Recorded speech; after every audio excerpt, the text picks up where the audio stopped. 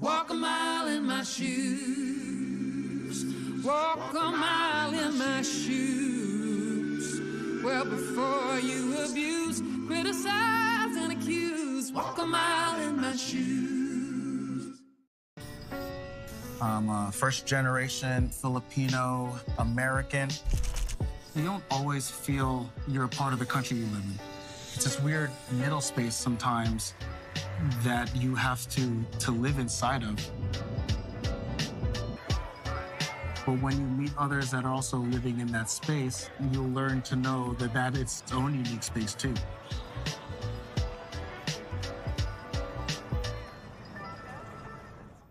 Tonight, NFL Game Day kickoff is your pregame headquarters for Cowboys-Giants. Jerry Jones is hoping for a QB controversy. Giants fans are hoping for a totally unexpected third straight win. Who gets what they want? We'll get you ready. Tonight, 7 Eastern. The NFL returns to London. Vikings. Fires right. Caught. Yeah! Saints. That's a touchdown, New Orleans. It's Sunday morning football. Sunday at 9:30 a.m. Eastern, only on NFL Network. Man, Matt Ryan and the Colts needed this one. You didn't think they were going to beat the Chiefs, did you? They're down 4 with 25 seconds to go when Jelani Woods scores his second touchdown of the game, the second of his career. Everyone is happy, and the Colts go up 20-17. But Patrick Mahomes still has a shot, even with the backup kicker, until he doesn't. It gets picked off by Rodney McLeod. Nice play, Stephon Gilmore. Yeah, everybody. Chiefs get their first loss. Colts get their first win. We just didn't play good enough, especially on the offensive side of the ball. Starting with me. Obviously, we missed some kicks and stuff like that, but at the end of the day, we had multiple opportunities to score. So, I mean, we have to find ways to get the ball in the end zone, and that starts with me. You can't just get yards. We got to be able to get in the end zone when we're down there. We had a really good mindset all week. We still have a lot of things to clean up and a lot of room for improvement, but we're excited to come out and get the job done. Mahomes said, hi there, James Palmer. You were there. Now you're back at home. Thanks for hustling and being here. He said he missed some kicks. They missed an extra point. Matt Amendola did. They also had a fake field goal. They also had an argument between Bieniemy and Mahomes at the end of the second quarter. There's a lot going on there. But give the Colts defense some credit.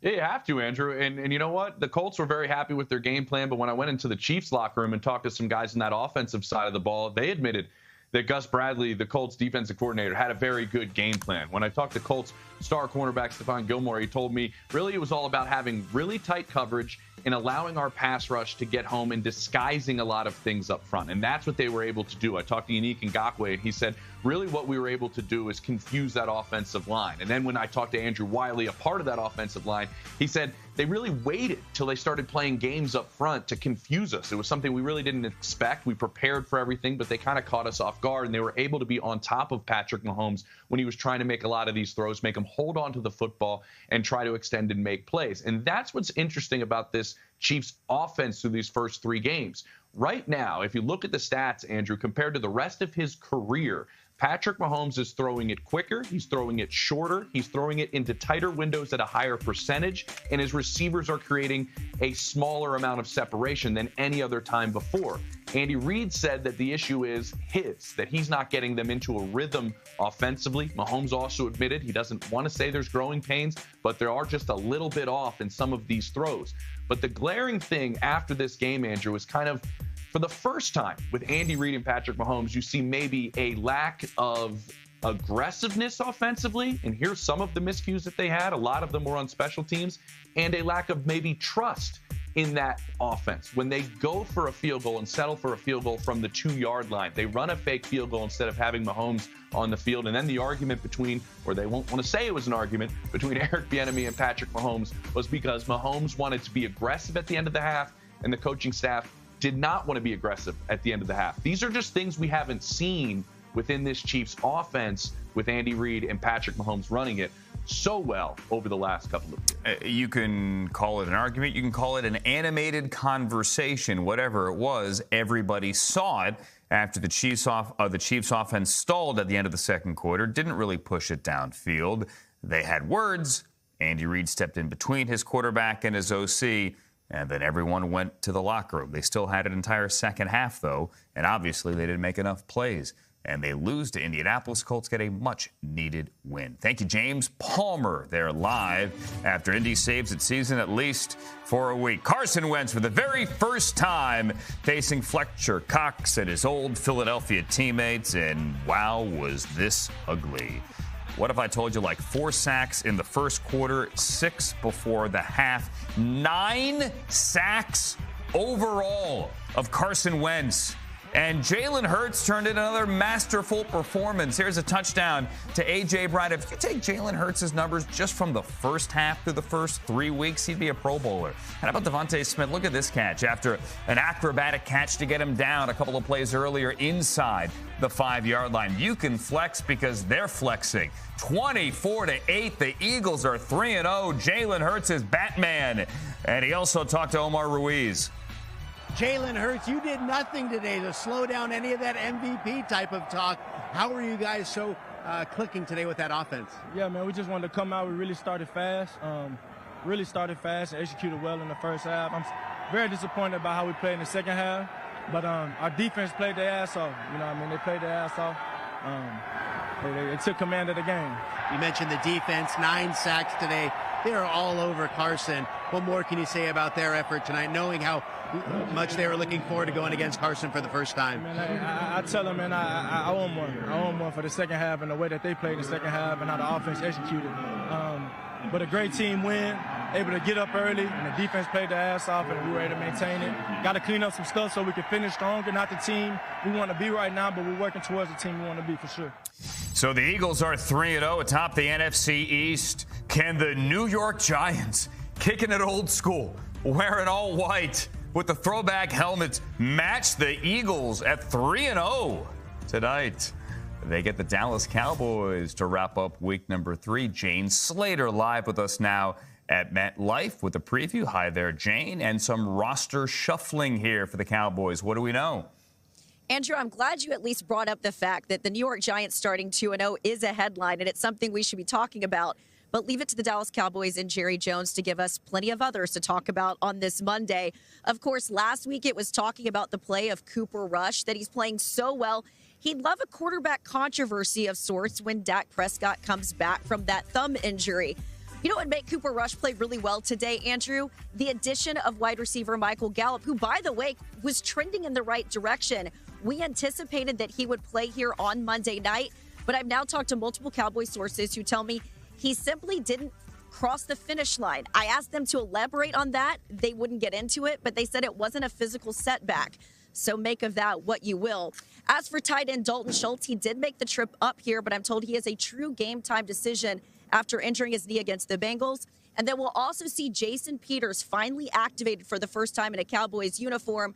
But I'm told don't expect him to see him in the starting lineup. Instead, he'll be backing up over there at left guard. But keep in mind, he's also been getting some work over at right tackle. So it sounds like he'll be a swing option if that offensive line doesn't hold their own against the Giants, who, by the way, are getting 2 very good pass rushers back today. Exactly, including their top 10 pick, Kayvon Thibodeau, who will make his regular season debut. Azeez Ojulari as well. Thank you, Jane Slater, live ahead of a big game of the NFC East. Let's get to the NFC North. Dan Campbell aggressive the entire game, but with 1:14 to go, he opted for an Austin Seibert 54-yard field goal try rather than trying to win it. He said afterwards he messed up, he regrets it. Seibert went wide right and Kirk Cousins had another shot, and he was dealing. And he only went to KJ Osborne on this final drive, including this 28-yard touchdown. That is a game winner. Vikings 28-24. They win. They survive at home, and they beat the Lions, and now they hop on a plane, and they go to London to face the Saints at Tottenham. Stacey Dales draws the London assignment. The Saints, the Vikings, live with us from the United Kingdom. Stacey Dales, hello to you. Set the scene for us. Hello. I'm actually here at an undisclosed location with the Saints today because they did arrive today, Andrew. They were significantly delayed. Not good timing after a really tough loss in Carolina yesterday, but they were delayed, so they got in a little late here today. That didn't mean we didn't get to hear from the head coach, Dennis Allen, and, of course, several players, Demario Davis, Mark Ingram and I had an awesome conversation. I think that one-on-one's coming up in the show, but really for these Saints, they're desperate for a win, right? They're 1-2. They come here to London on Monday, Andrew. Why? Well, because as we heard from the head coach, Dennis Allen, and this is the opportunity when you come in so early to get accustomed to this time zone change and really acclimate to it, and certainly get to work, because the details are the issue for these guys. They're shooting themselves in the foot, as Dennis Allen told us earlier. It's really two things, Andrew: penalties and the inability to take care of the football and maybe turn it over. They didn't have any turnovers defensively, which is something defensive lineman Cam Jordan talked about after the game. And then they gave the ball away to the Panthers on 3 occasions, just not good enough. Jameis Winston, of course, had 2 interceptions in that game on Sunday. And so really fine-tuning the details. It was interesting when Coach Allen was asked, what about the bonding experience? Because he did acknowledge, Andrew, that it is an opportunity to almost galvanize your group when you're here and you're isolated in a place like London. But it's also a time to talk about football. He said, when asked about bonding, quote, "We're hanging out at the hotel working on football." So they've got a lot of cleanup to do as they get ready for the Vikings. Getting ready for football with Mark Ingram, noting there are a couple of big football, as in EPL games coming up this weekend, like Man City, Man U at the same time, which he says he kind of wanted to go to. He wished they moved, the Vikings Saints to Wednesday. It's Sunday, and it's 9:30 Eastern time right here on NFL Network. Thank you, Stacey Dale's already in London ahead of that one to kick off week number 4. Coming up next, Aaron Donald got to 100 by getting Kyler Murray by the shoelaces. Oh, by the way, the Rams won, make it 2 in a row. That story coming up.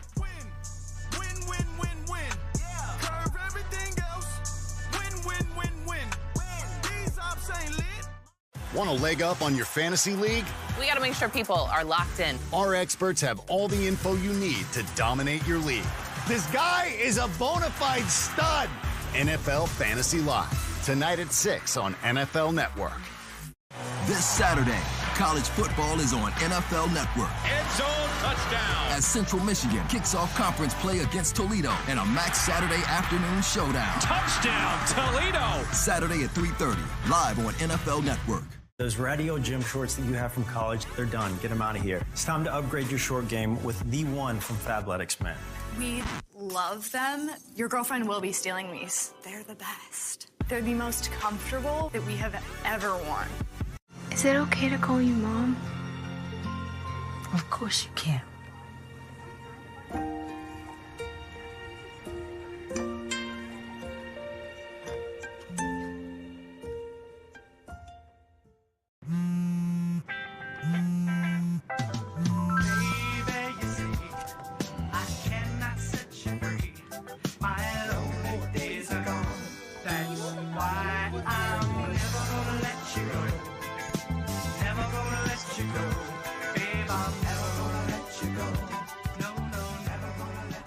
Here you go. Thank you. Thank you.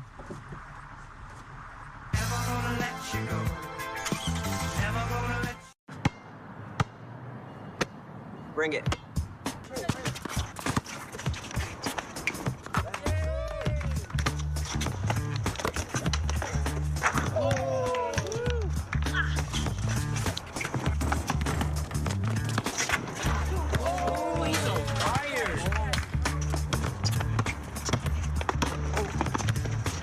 Time out, guys. I'm late to dinner. My mom's gonna kill me.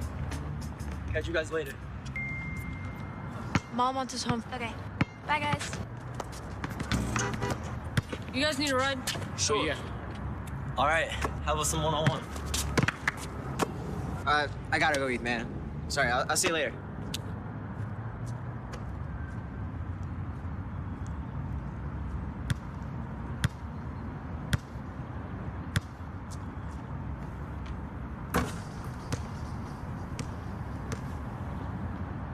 At Chipotle, our garlic guajillo recipe brings a whole new dimension to steak. Our most tender cuts, hand-seasoned and grilled fresh, mixed with garlic and guajillo peppers, finished with fresh lime and cilantro. All new garlic guajillo steak. It's a whole new dimension of flavor. By the time you see the symptoms of lung cancer, it could be too late. Now there's a new scan that can detect lung cancer early. If you smoked, get scanned. Only on Prime Video. The Dolphins, the Bengals, in a Thursday night showdown of speed versus swagger. Thursday Night Football. Only on Prime Video. All right, back to the highlights. We found highlights from this game. What? We found highlights. Jerry Rosburg, former Ravens special teams coach, among other things. Great now guy. assisting Nathaniel Hackett. But he couldn't help Jimmy Garoppolo, who went full Dan Orlovsky there. We love Dan, but he stepped out the back of the end zone. Tirico called it perfectly on the fly. That is a safety. That is 2 points in an ugly, ugly game. When Russell Wilson had to put a drive together, he did. It was an 80-yard drive, marched the Broncos down the field. Melvin Gordon got in the end zone. And with all this consternation here about Nathaniel Hackett, the Broncos are 2-1. The Niners, evidently, Jimmy didn't fix everything. They lose to fall to 1-2. We weren't in a rhythm at all in the second half. And you could feel it. You could see it. We were talking about on the sideline, but just, it's kind of, I don't know, I was just thinking about it. It was kind of my first week with these guys, and I just got to get in a rhythm with them, especially like third down. I mean, we were terrible today, and I just got to get on the same page with those guys, and we got to convert those. Winning's fun, man. There's nothing better than winning. We all just love it together, how we celebrate in the locker room, how together this team is, how much we believe in each other, how much goodness is yet still in store, too, across the board. And I think in the fourth quarter, when it mattered most, it clicked. It clicked, and we got it done. Hey, they're 2-1. It's not the end of the world. Clicked. It's not the end of the world. Mark Ross is here. Steve White's is here. I guess we're not doing the Rams in the. Okay. Hey, Mark, what clicked for you after watching that one? Can you pick anything out of it? Yeah, sure thing. It clicked that, look, you expected the Jimmy G 49ers offense to look like that. We've seen the 49ers win ugly before by running the ball, playing defense, Jimmy G making some plays, not running out of the back of the end zone and then throwing a pick six. But the concerning thing is this Russell Wilson offense, even though he says it clicked, look, he had 8 straight 3-and-outs, one of the lowest scoring teams in the league. There just looks to be no sort of rhythm there. There's no sort of playmaking there, and Russell Wilson doesn't look the same. Last year, we kind of blamed his struggles on the finger, but when I watch him now, he looks exactly the same. The lack of accuracy, the lack of vision. He's not the same playmaker with his legs, even though he did make a couple plays at the end of the game. So when you're comparing the two quarterbacks, Jimmy G got dragged endlessly, but he was supposed to be a backup. He wasn't supposed to be the starter, but yet you're looking at the Denver side and you're saying, well, here's a guy we're giving $245 million with, and who's the better quarterback on the field? That has to be the real concern with the Denver offense. Even though they are 2-1, yes, it clicked for the win, but this just doesn't look like a good football team, a good offense right now, Steve. All this clicking makes me think of the good old Marion Makeba, the Click song. But I want to talk about Ejiro Evero. Remember the name, remember the pronunciation. The defensive coordinator, the first-year defensive coordinator for the Denver Broncos, has his unit allowing 11.5 points a game. Granted, they haven't played any offensive juggernauts yet. Next week against the Raiders will be a test.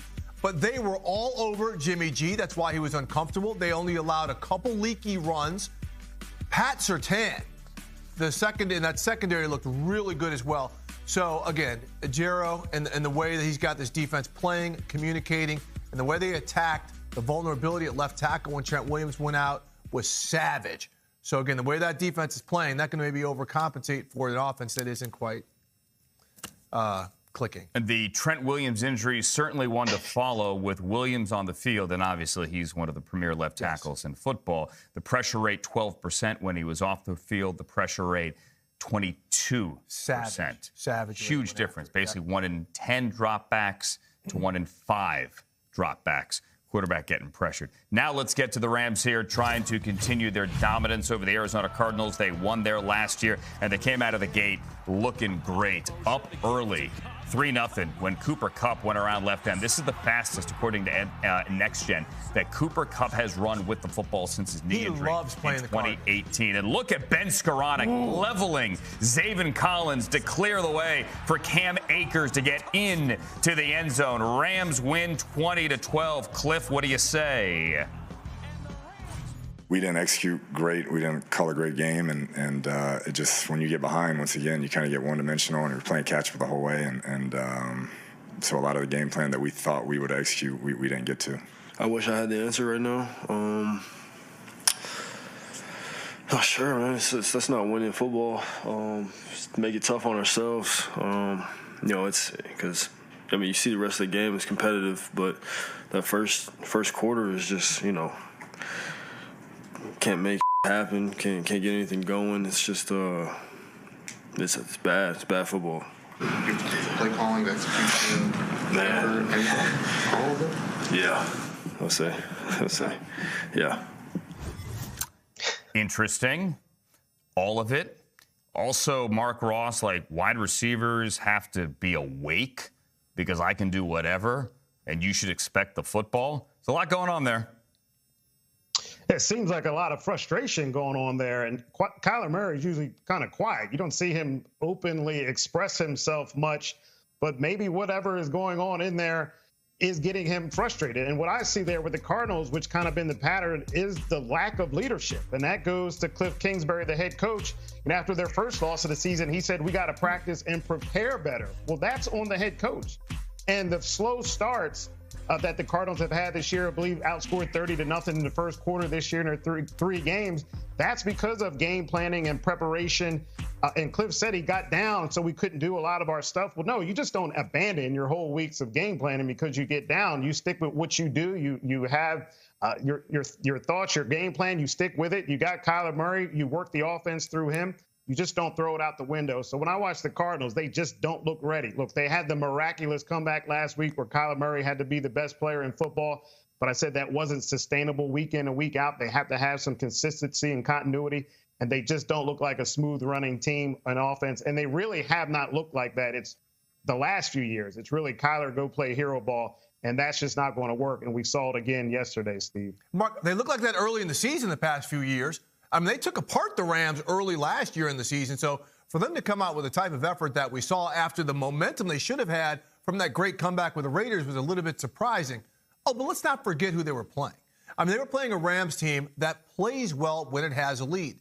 They get up 13-0, and then they let that defense go. I mean, they forced Kyler Murray to throw the ball 58 times. And normally that's not a great recipe for success for a guy who can scramble the way he did. But again, without DeAndre Hopkins and some of the receiving threats, when you've got a secondary like the Rams and the pressure that the Rams can develop, salute to Aaron Donald, who got his 100th sack, they're going to cause problems. So I think the Rams seem to be rounding into form defensively after kind of some slow starts. And then offensively, this two-back stuff, Andrew, with Ben Skoranek plays a fullback, that is a nice wrinkle that they have added for some of the things that they're seeing defensively. Yeah, Ben Skoranek at fullback took out Zaven Collins there. He also had a pretty good day receiving. And to your point about the injuries, we made a lot about the Bills' defensive injuries, and they had 5 starters down. Rams played in the secondary without Hill, Long, Fuller, and Durant, and then Darian Kendrick, the rookie 6th-round pick out of Georgia, who played well, ended up in concussion protocol on a play late in the fourth quarter. So they were down 5 DBs by the time that game ended, and they won thanks to Aaron Donald and that defense. Now they get the Niners in primetime, coming up week number 4. Thank you, Mark. Thank you, Steve. We continue on NFL Now. All Lamar Jackson is doing is winning his own way. That's all he's doing? That's all he is doing. Okay. How he did it again, coming up next. Ever wonder how much your neighbor's house is worth? Go to Ownerly.com to search home value estimates and compare. Your home could be worth more than you think. Visit Ownerly.com today. If I could be you, and you could be me for just 1 hour. If we could find a way to get inside each other's minds. If you could see you through my eyes instead of your ego. I believe you'd be surprised to see that you've been blind. Walk a mile in my shoes. Walk a mile in my shoes.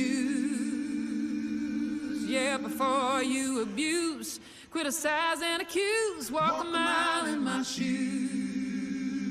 Walk a mile in my shoes.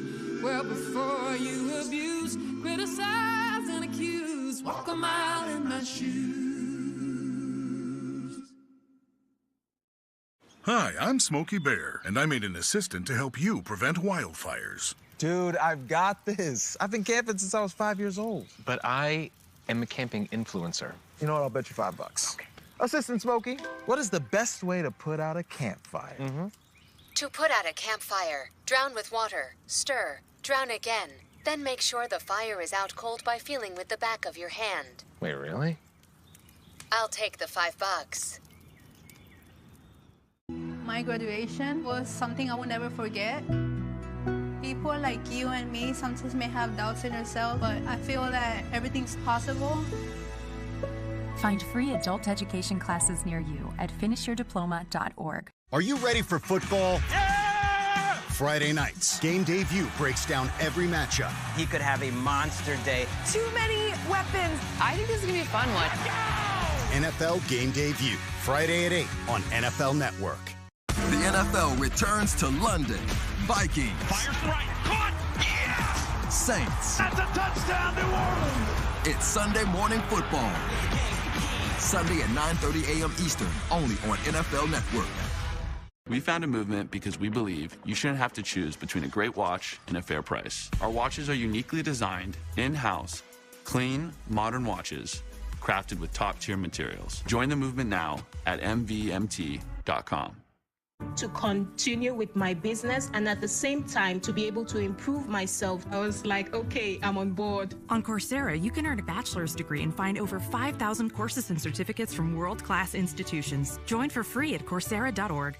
Want to give your money a makeover? Then you need Rocket Money, an all-in-one personal finance app packed with tools to help you manage and save money, like canceling unused subscriptions with just a tap. If you're ready to take your finances further, then download Rocket Money today.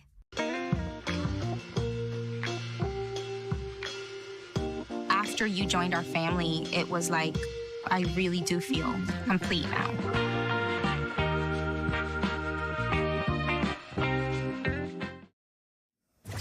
Good one at Foxborough yesterday. You know by now, Mac Jones, high ankle sprain. How long he's going to be out, undetermined. But late in the fourth quarter, his team is down 5 when he hits Nelson Aguilar, and it looks as if the Patriots are cooking.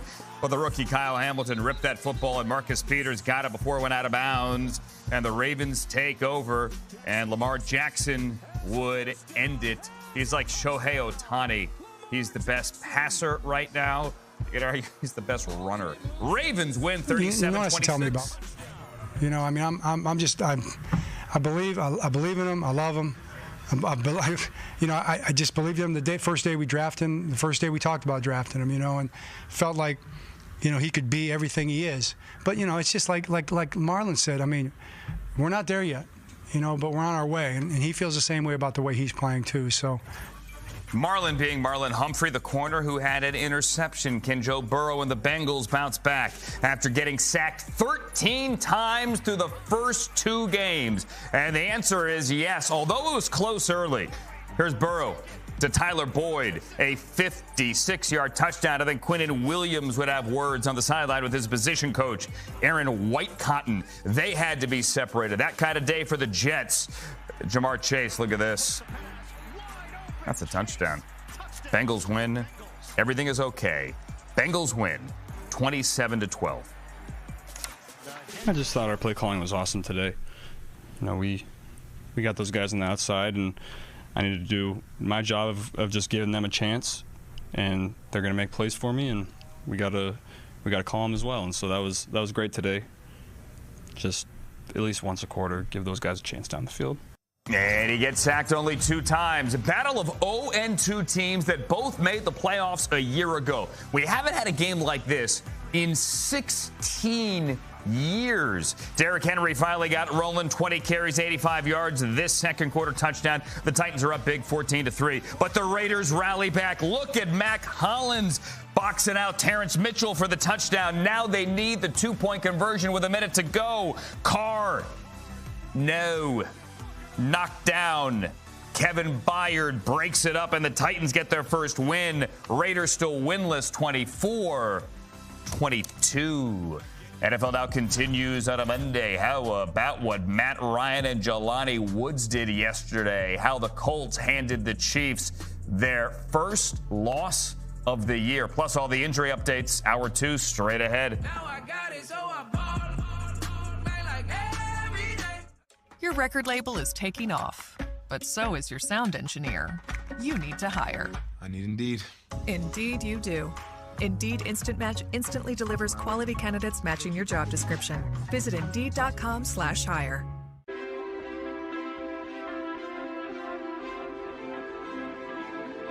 Let's show the world what it means to be a fan. The world's largest collection of fan gear. Fanatics, officially licensed everything. I don't get paid until next week. I got you. I'm Dave, and I can spot you up to $500 of your future money instantly. Up to $500 instantly? What else is in my future? A new couch. Holy! Get up to $500 instantly with Dave. I want to eat apples and bananas. I need to eat apples and bananas. Why can't I eat apples and bananas? Support the Feeding America nationwide network of food banks to help provide meals to those in need. Join us at feedingamerica.org.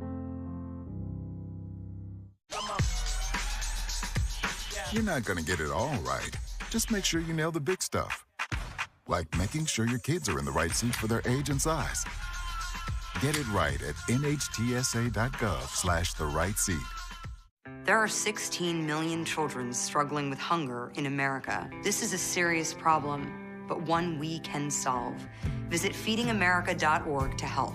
Together we can solve hunger. Together we're feeding America. Ever hear the one about the frog? Put a frog in a pot of boiling water and it'll jump right out. Here's my resume. But put a frog in a pot of cool water and slowly heat it up, and that frog will boil. It's a lie. But as a metaphor for us and all that we go through as veterans, real-world experience. it's a story that rings true. We make excuses for how we feel. We push everything down. We tell ourselves the lie that it's easier to stay in that boiling water, to disconnect. And some days, maybe, it is. But you've never been interested in easy. Reaching out is hard. Do it anyway. You're not alone. You've got this. You are not a frog. Find resources at va.gov/reach.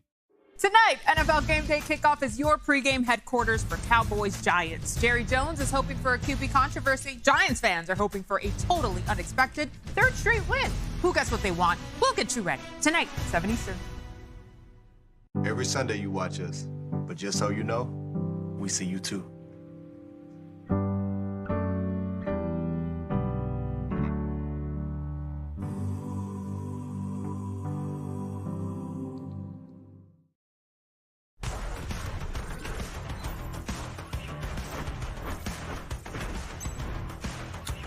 There are only 2 3-0 teams remaining through 3 weeks. We have the Eagles and the Dolphins coming up in a little bit. An injury update from Miami on Tua Tagovailoa. Mike McDaniel on the podium moments ago. They have a short week. They're going to Cincinnati. Also coming up, we are live in New York.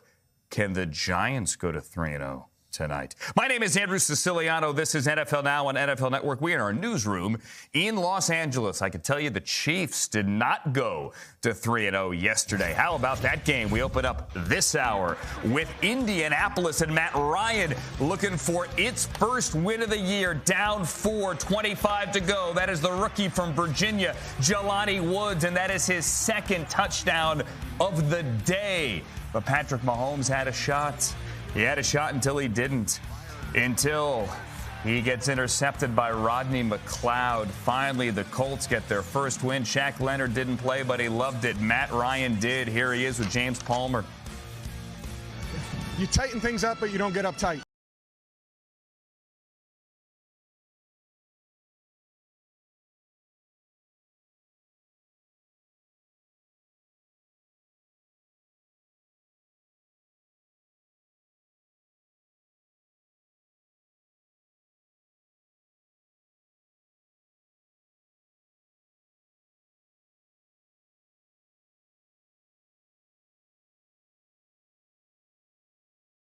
I think it was the 25th yesterday. On the 25th of September, 2022, James Palmer was there. Mark Ross with me as well. Is this now, they get the Titans next, so a big division game next week, James, a turning point for the Colts after, through their first 2 games, they looked really, really bad. Yeah, they didn't look good. And I'll say this, Matt Ryan putting together that drive over 8 minutes and him and Frank Reich, the way they manipulated the football down the field and were able to not give Patrick Mahomes a lot of time is probably their best drive of the season. And maybe that's what they use to catapult them moving forward. And it's interesting because this team has been in this spot before. I had a long conversation with the center, Ryan Kelly, and he was like, remember in 2018, we started 1-5.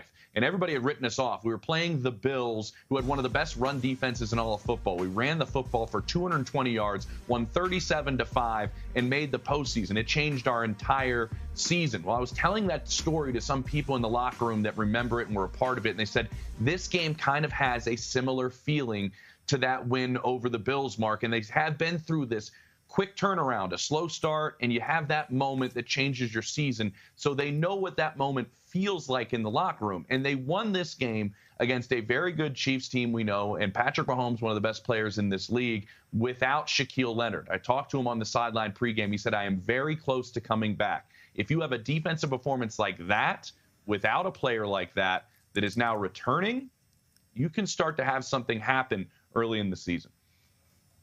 Yeah, definitely. You got to give credit to that Colts defense and what they did against Patrick Mahomes.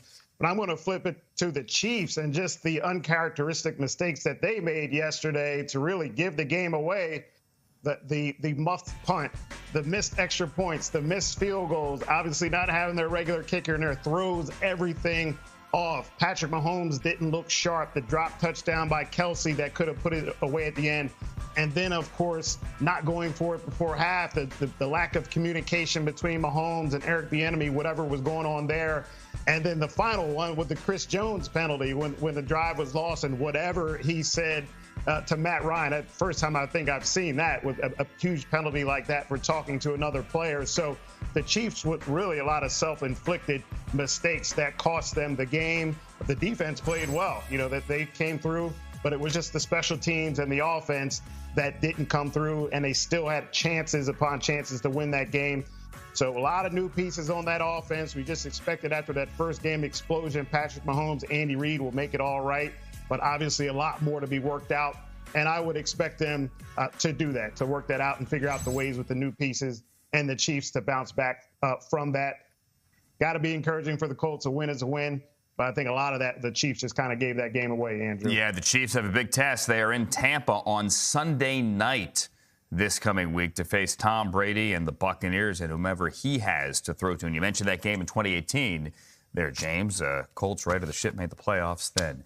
James, Mark, thank you both. We continue here on NFL Now with some injury news, and significant injury news from Tom Pelissero right before we went on the air about 90 minutes ago here out of Los Angeles. Tom, about Rashawn Slater.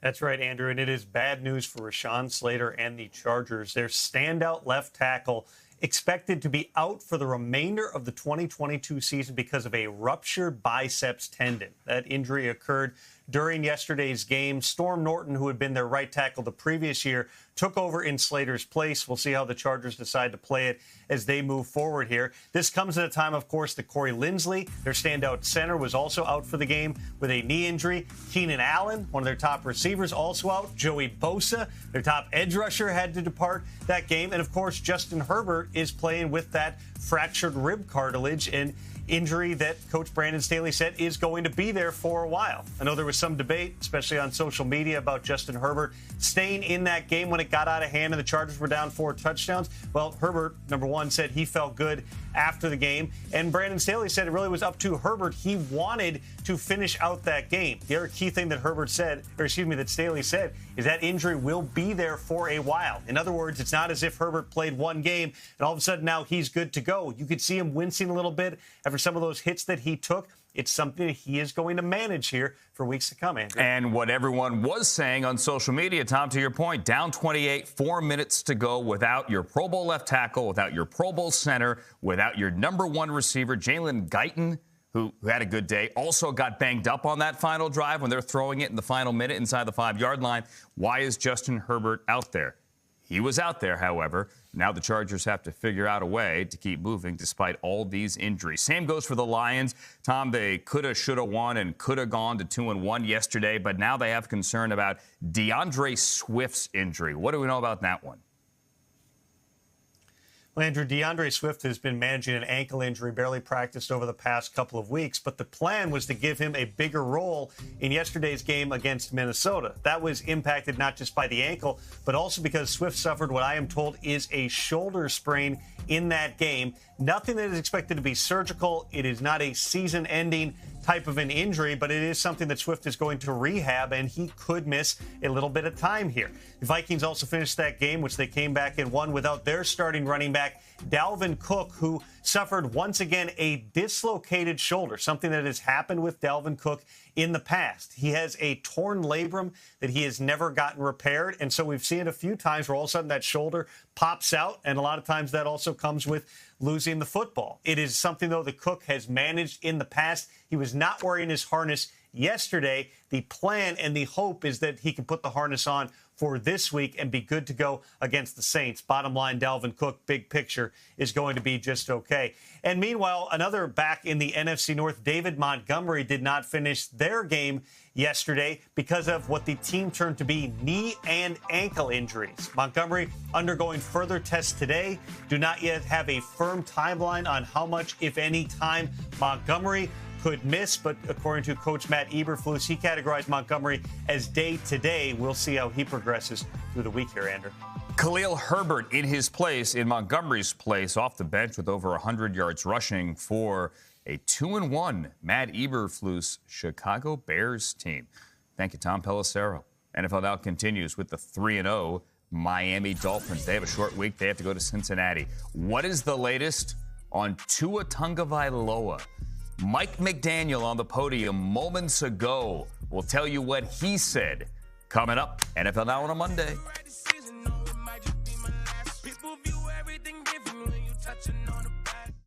Everyone loves an underdog story. You know why? Because it fills you with hope, makes you believe, right? Hold on now. Did you say any team? So now I can bet the overdog for underdog odds? Team Overdog, where you at? Let me hear you. Download the DraftKings Sportsbook app. Bet just $5 to win $200 if your team wins. Action's so good, why bet NFL anywhere else?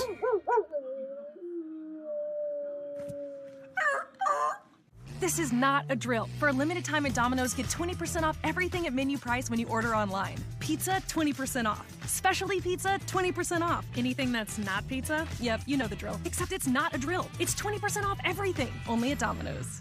The Pro Football Hall of Fame is the ultimate football fan destination. The Vince Lombardi Super Bowl trophy. The only place in America to see every Super Bowl ring, your chance to see all 362 bronze busts. There is so much more, including a holographic Disney-like theater, the Game for Life, and just 45 minutes south of Cleveland. Purchase your tickets online now. We are headed back across the pond. United Kingdom, diehard football fans. GMFB is live from London to get you ready for Sunday's matchup between the Vikings and Saints. Meet us there. Let's go! Good Morning Football live from London tomorrow on NFL Network. NFL Knockout presented by Caesar Sportsbook is back, and you can play for free all season long. Survive 10 questions, don't get knocked out, and win weekly prizes, including a chance to win a VIP trip to Super Bowl 57. Play at NFL.com/knockout.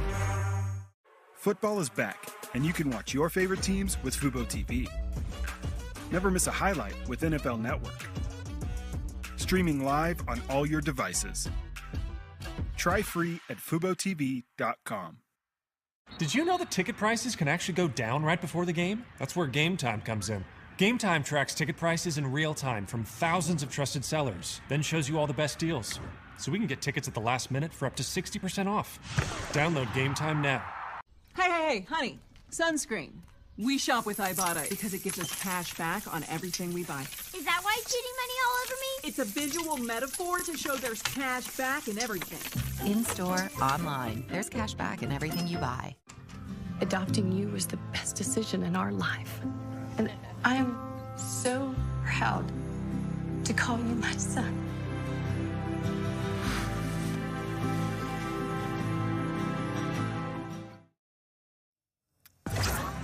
All right, what a wild game yesterday. The 2-0 Bills, the 2-0 Dolphins will go into the second quarter. This is kind of the story here for the Bills. They had such great offensive success, and then they couldn't pull off red zone or end of period execution here. Josh Allen's trying to spike the football. They're out of timeouts. He bobbled the snap. He had to throw it to Stephon Diggs. And they end up ending the second quarter without kicking. They were tied at 14. So we eventually now go to the fourth quarter when on 3rd and 22, Tua stepped up in the pocket against that banged-up Buffalo secondary and hit Jalen Waddle for 45. He went over 100. Tua 13 of 18 for a $186 and a touchdown, and Chase Edmonds would give him the lead. His second score of the game, it's 21-17. But Buffalo got some breaks. Buffalo 21-17 with this to Isaiah couldn't get a break there. Threw it low to Isaiah McKenzie. Ken Dorsey up there calling plays. They got the break here with the botched punt. Thomas Morstead right into the derriere of Trent Sherfield. That's a safety, and Buffalo would get the ball back. But much like the end of the second quarter, out of timeouts, I mean, it's the same thing. Josh Allen to Isaiah McKenzie. He's got to get out of bounds. He can't get out of bounds. Dolphins do a good job. So, run up there and spike it and maybe get Tyler Bass on the field. Except they can't. Time runs out, and in exhausting heat here, Ken Dorsey loses it again upstairs, understandably. Dolphins win 21-19, and now an update this morning on Tua.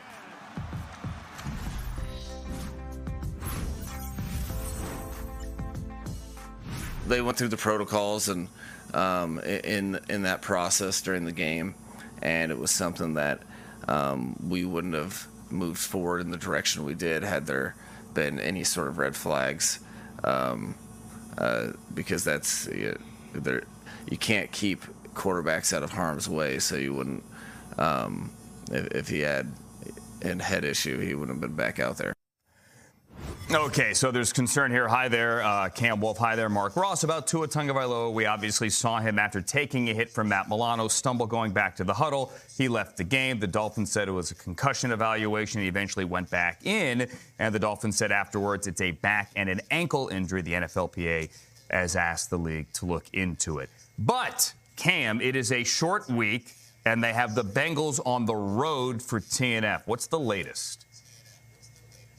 Yeah, Mike McDaniel said today that Tua is not in the concussion protocol, but he did come in with a sore back and a sore ankle. And so McDaniel noted this is not that much different than normal bumps and bruises you would see in the game, but they're still undergoing tests. And he has never done a Thursday night game with Tua, so he wouldn't definitively say if Tua will play. If he can't play, of course, it'll be Teddy Bridgewater as the starter. But it was interesting, just a few minutes being in that press conference, McDaniel was asked maybe 5 or 6 questions about the back, head sort of injury, because we all saw it, and it appeared to be a head initially. The Dolphins mentioned that it was a head in the press box. And McDaniel even said that he initially thought it was a head injury, but Tua came off the field, and he insisted it was his back. And they went through the proper protocols. McDaniel said that player safety to him is very important, so he would not risk putting Tua back out there in that situation. And he even said throughout the second half, he would check up on Tua in his head to the point that Tua got annoyed why he's asking him about his head instead of his back. And so obviously the NFLPA will go through this investigation, and there's an independent neurologist who was involved in this factor who I'm sure will be talked to in the process about this. But the Dolphins right now are focusing on getting Tua healthy for a huge Thursday night game against the Bengals, and Tua has been hugely important for this offense so far. Of course, as Tua goes, this team goes, Cam. But look, I've been a part of a lot of football games, playing them, viewing them. Love boxing, seen a lot of boxing. That did not look like a back injury to me when Tua got up. That looked like a head injury. So let's just hope that Mike McDaniel and that staff and the doctors did do everything right by Tua. But this is why you have independent doctors, the NFLPA, looking into situations like this to make sure that all the protocols are followed, that you are really looking out for the player and not just the interests of the team and trying to win. The bigger picture is Tua's had an injury history. In college, a lot of injuries. First couple of years there in the league, the injuries. So is this just a one-off injury, whether it is the back? Backs are tricky. If it is the back to linger, the ankle, how long will this last, especially with a short week? So the bigger picture is, okay, are we really looking out for Tua, and how long do we keep him? Good thing you might have the best backup quarterback in the league in Teddy B. So the Dolphins are in good hands there. But, you know, how severe are these injuries with the injury history for Tua, Andrew? By the way, one of my favorite videos of last week, go search for it on Twitter, Teddy Bridgewater coaching up his high school team on his day off. It's great sideline video. Teddy Bridgewater would be the next man up for the Dolphins, as you said, Mark, Thursday in Cincinnati. Mark Ross, Cam Wolf, thank you. Let's get to the other game in Florida yesterday. Aaron Rodgers and the Packers, Tom Brady and the Buccaneers. Yep, two great quarterbacks. It wasn't exactly a great offensive showing, credit to the defenses, but back comes Brady, hits Russell Gage. They need the two-point conversion now with 14 seconds to go. But they draw the delay of game.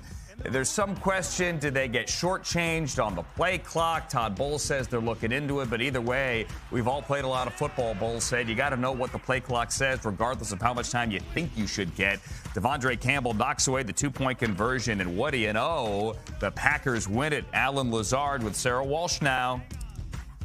Alan, it was your touchdown that really sealed it for the Packers. Take us through that play.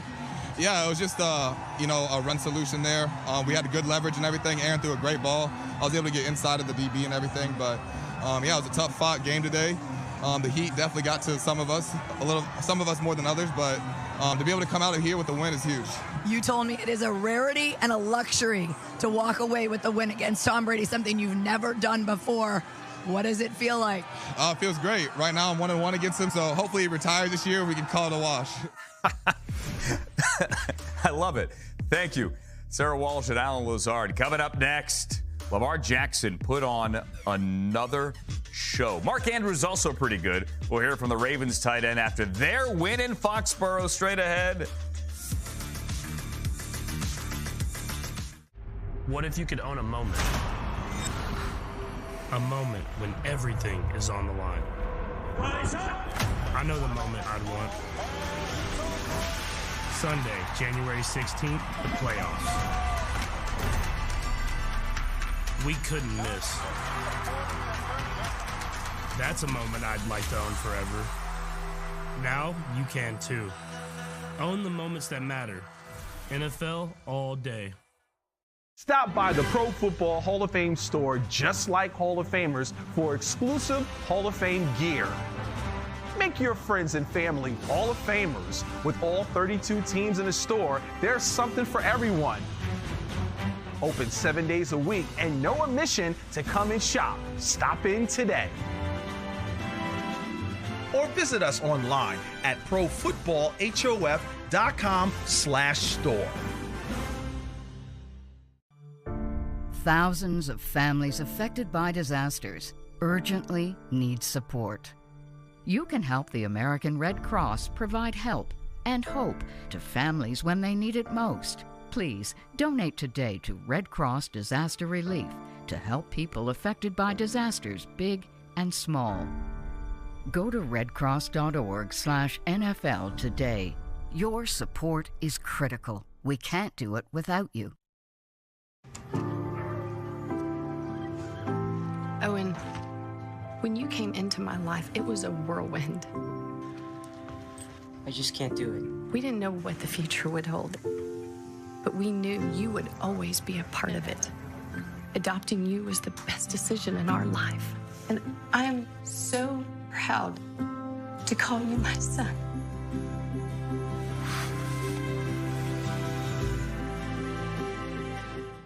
Being a parent, especially for the first time, with that comes a lot of self-doubt. As a dad, I just try to lead by example. When you're trying to be the best person that you can be, your kids see that, and then they emulate that. You're not gonna get it all right. Just make sure you nail the big stuff. Mama!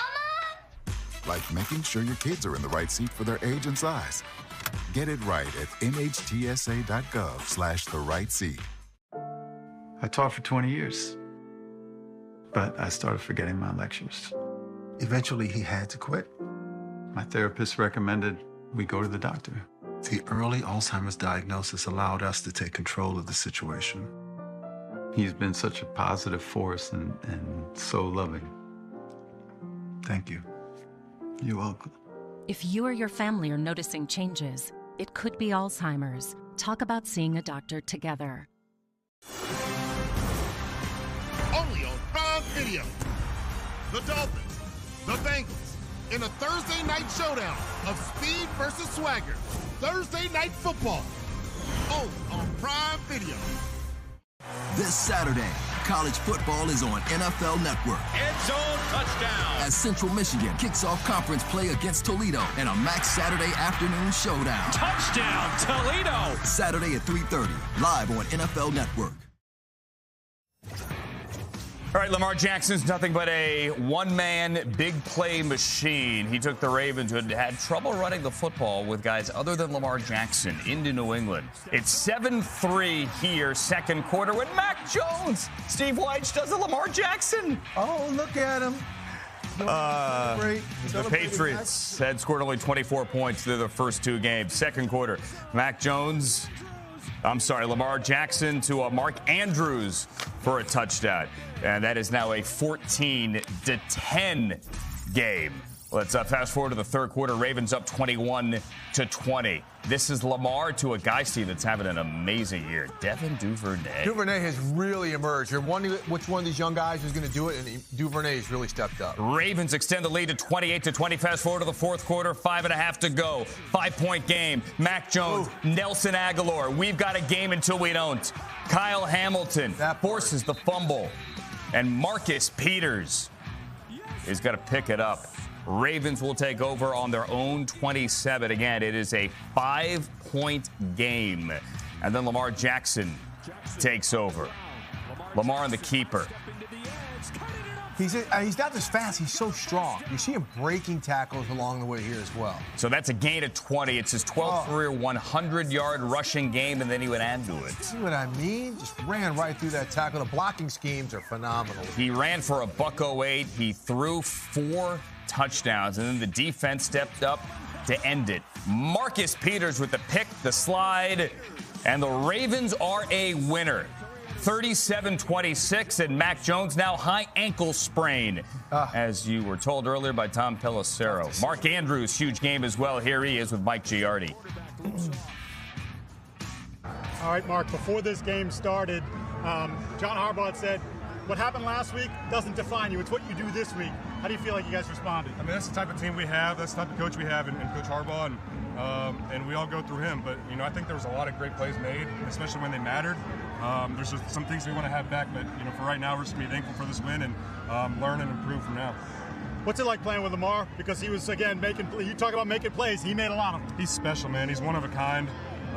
He's just in an elite division that not many people can touch. Just the stuff that he does for this organization on the field, off the field, makes our lives easier. And it's incredible, man. Just to be able to watch him, play with him, and be able to be around that greatness, it's awesome.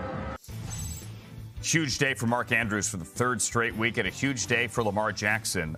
Yet again, 243 yards rushing. He's the fourth leading rusher in the NFL. I was trying to make an analogy yesterday to baseball. I know it's not the exact same analogy, Steve Wyche, Mark Ross, because Lamar Jackson's not playing defense, but it's almost like he's the Shohei Ohtani here, right? He's a great hitter and a great pitcher. Right? He's the passer right now by a lot of metrics in the NFL, and he's also marked the Ravens' best runner.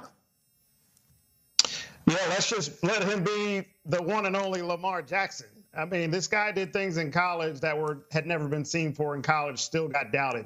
First couple years in the league, has done things that no one else has done in the league before, still got doubted. Now this year, he comes and bets on himself with the contract, takes it to a whole nother level of doing things that he hasn't even done in the league. And you just run out of descriptions for this guy of how special he is with everything he does.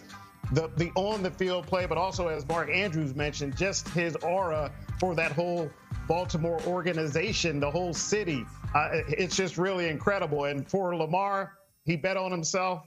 Yesterday's price is not today's price. Every time he steps out there on Sunday, that bag is just going to keep getting bigger, Steve. So I just enjoy watching him play just as a fan, as an analyst, as a football person. I mean, this guy is just one of a kind, and I hope he continues it the rest of the year. Mark, I love that after the game, Ravens coach John Harbaugh was like, Lamar's going to play the position the way he wants to play it.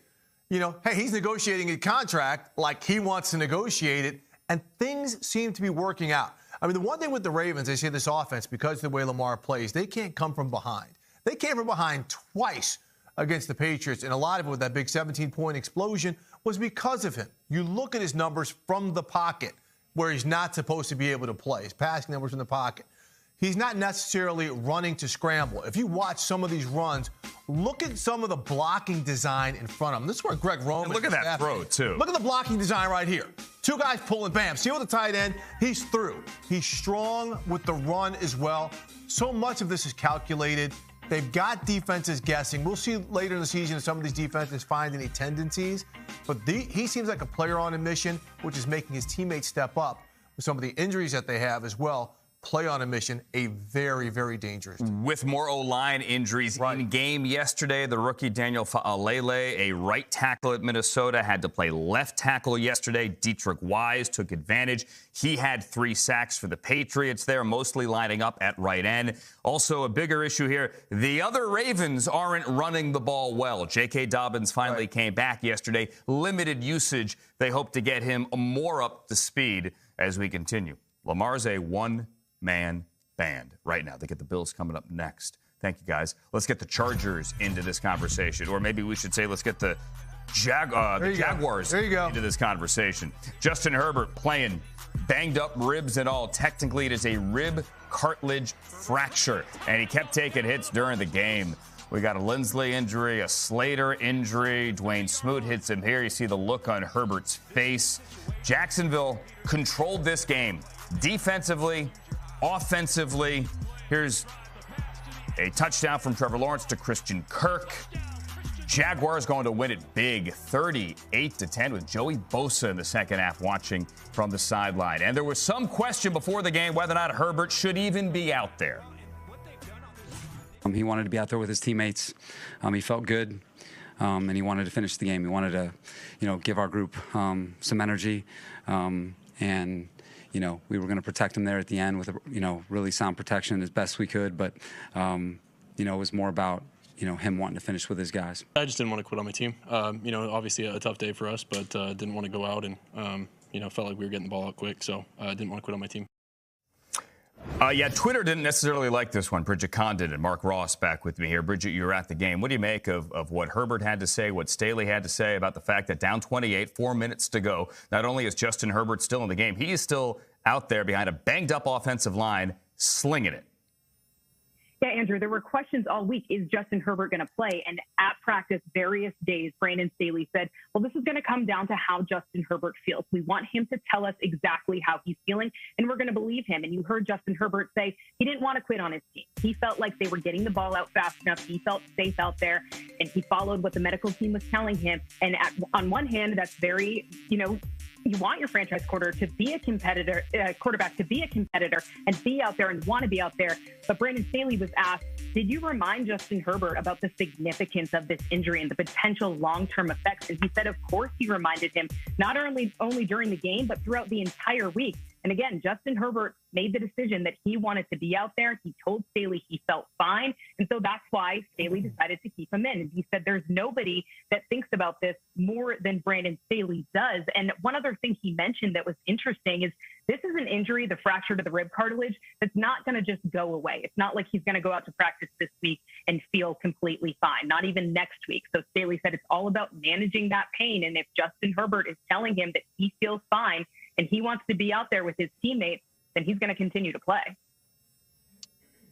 Bridget, you got to love the toughness of Justin Herbert. And look, all great players that I've been around always want to play. Eli Manning, famous for his Iron Man streak of playing with injuries. Back in Philly with Donovan McNabb, he would go out there with busted up ankles and arms, whatever, and go play.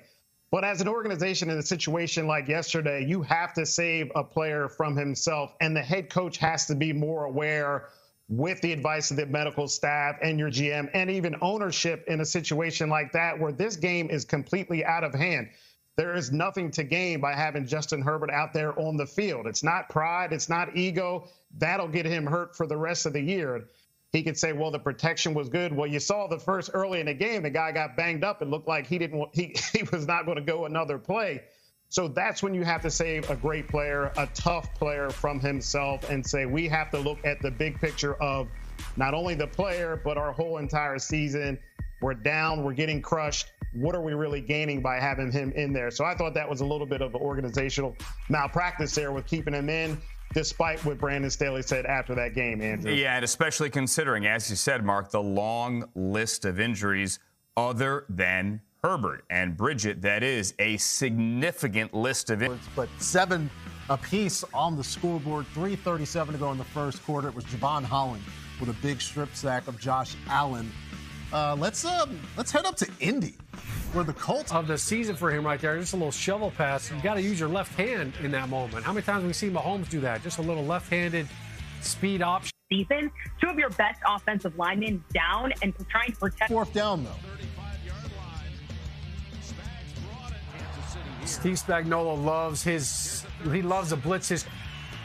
As Des Bryant tweeted that Smitty's going for 200 plus. There's a turnover, and this is what he does. He finds Travis Kelce up the right sideline. Against the Jaguars. And something interesting, he said it wasn't Brandon Staley giving a message to this team after. It was Sebastian Joseph Day, who is a first-year Charger. You remember, he came from the Rams.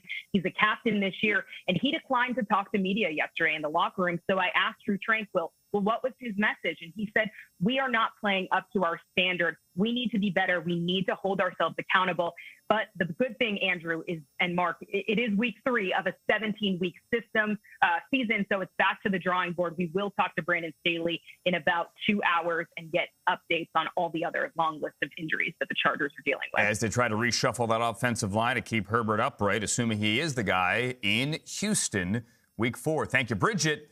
Thank you, Mark. Let's get to the game in Nashville yesterday. A couple of 0-2 teams both made the playoffs a year ago. Steve White, you're at this one. Derrick Henry looking to rebound. They got him rolling. Yeah, and that was the goal, to finally get him going, and he got going in the pass and run game. 85 yards on the ground, 58 yards through the air, but in the end, the Raiders had a shot. How about Mac Hollins, huge game, was singled up a lot, took advantage of his size. Derek Carr found him down the stretch. They needed the 2-point conversion, however, with 1:14 to go, and Kevin Byard made a play. Dylan Cole and Byard there as they tried to get it to Darren Waller.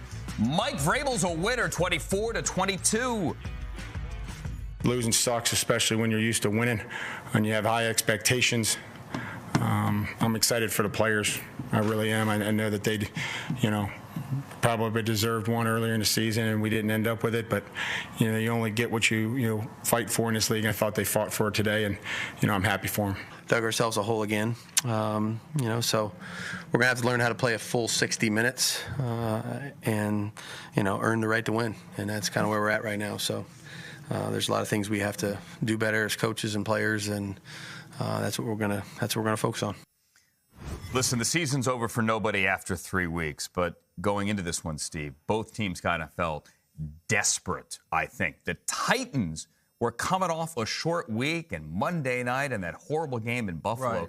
but they did enough to squeeze this one. They did enough early. And, you heard me say earlier that the game plan was to get Derrick Henry, the running back, involved, something he really struggled to do going in. So they had a great game plan. Early on, they were hitting him up the middle, and then they were doing some play-action runs and hitting him on plays like this to get his hands on the ball. As you mentioned, combined 140-plus yards, 50-some receiving, a wise decision, had touchdown drives at 75, 75, and 79 early.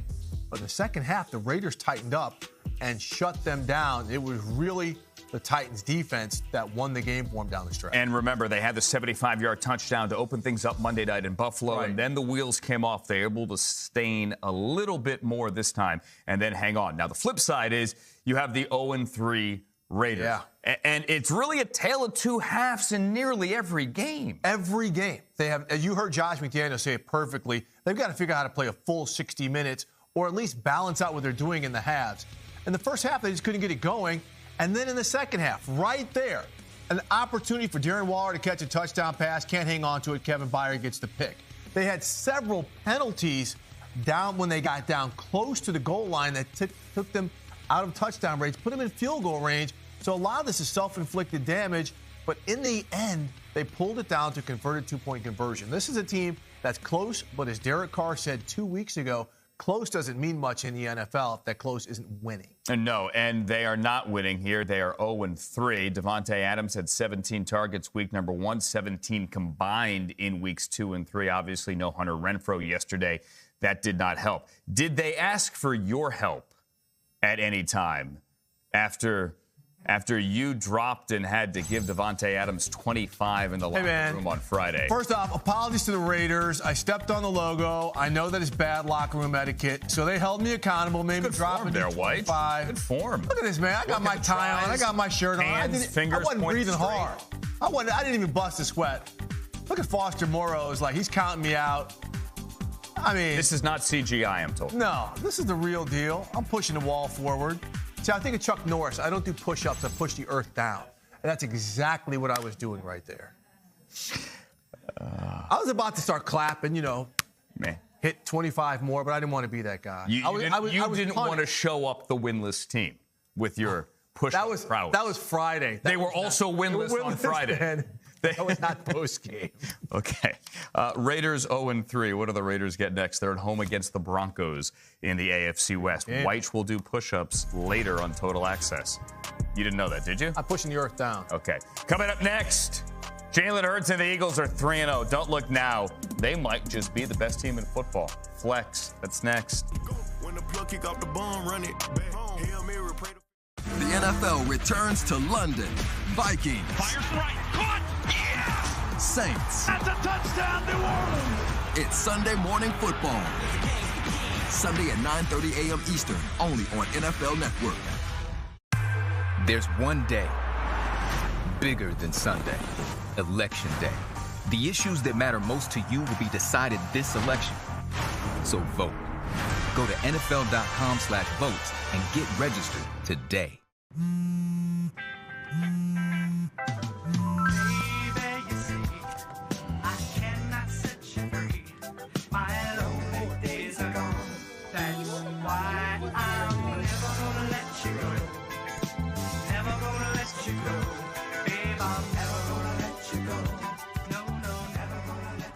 Here you go.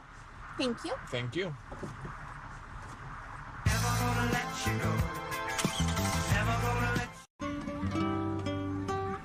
Right here, baby. Look. Uma. Something more than a birthday is happening here. Once you can see it, you can help. The sooner you recognize the signs of autism, the sooner you can make a lifetime of difference for your child. Start by answering a few simple questions at screenforautism.org. Families affected by disasters urgently need support. Help the American Red Cross provide help and hope to those affected by disasters, big and small. Please donate to Red Cross Disaster Relief.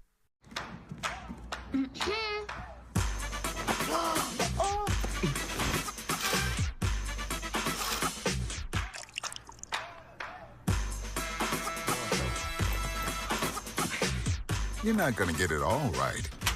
Just make sure you nail the big stuff. Mama! Like making sure your kids are in the right seat for their age and size. Get it right at nhtsa.gov/the-right-seat. If I could be you, and you could be me for just 1 hour. If we could find a way to get inside each other's minds. Walk a mile in my shoes. Walk a mile in my shoes. Well, before you abuse, criticize and accuse. Walk a mile in my shoes. Is it okay to call you Mom? Of course you can.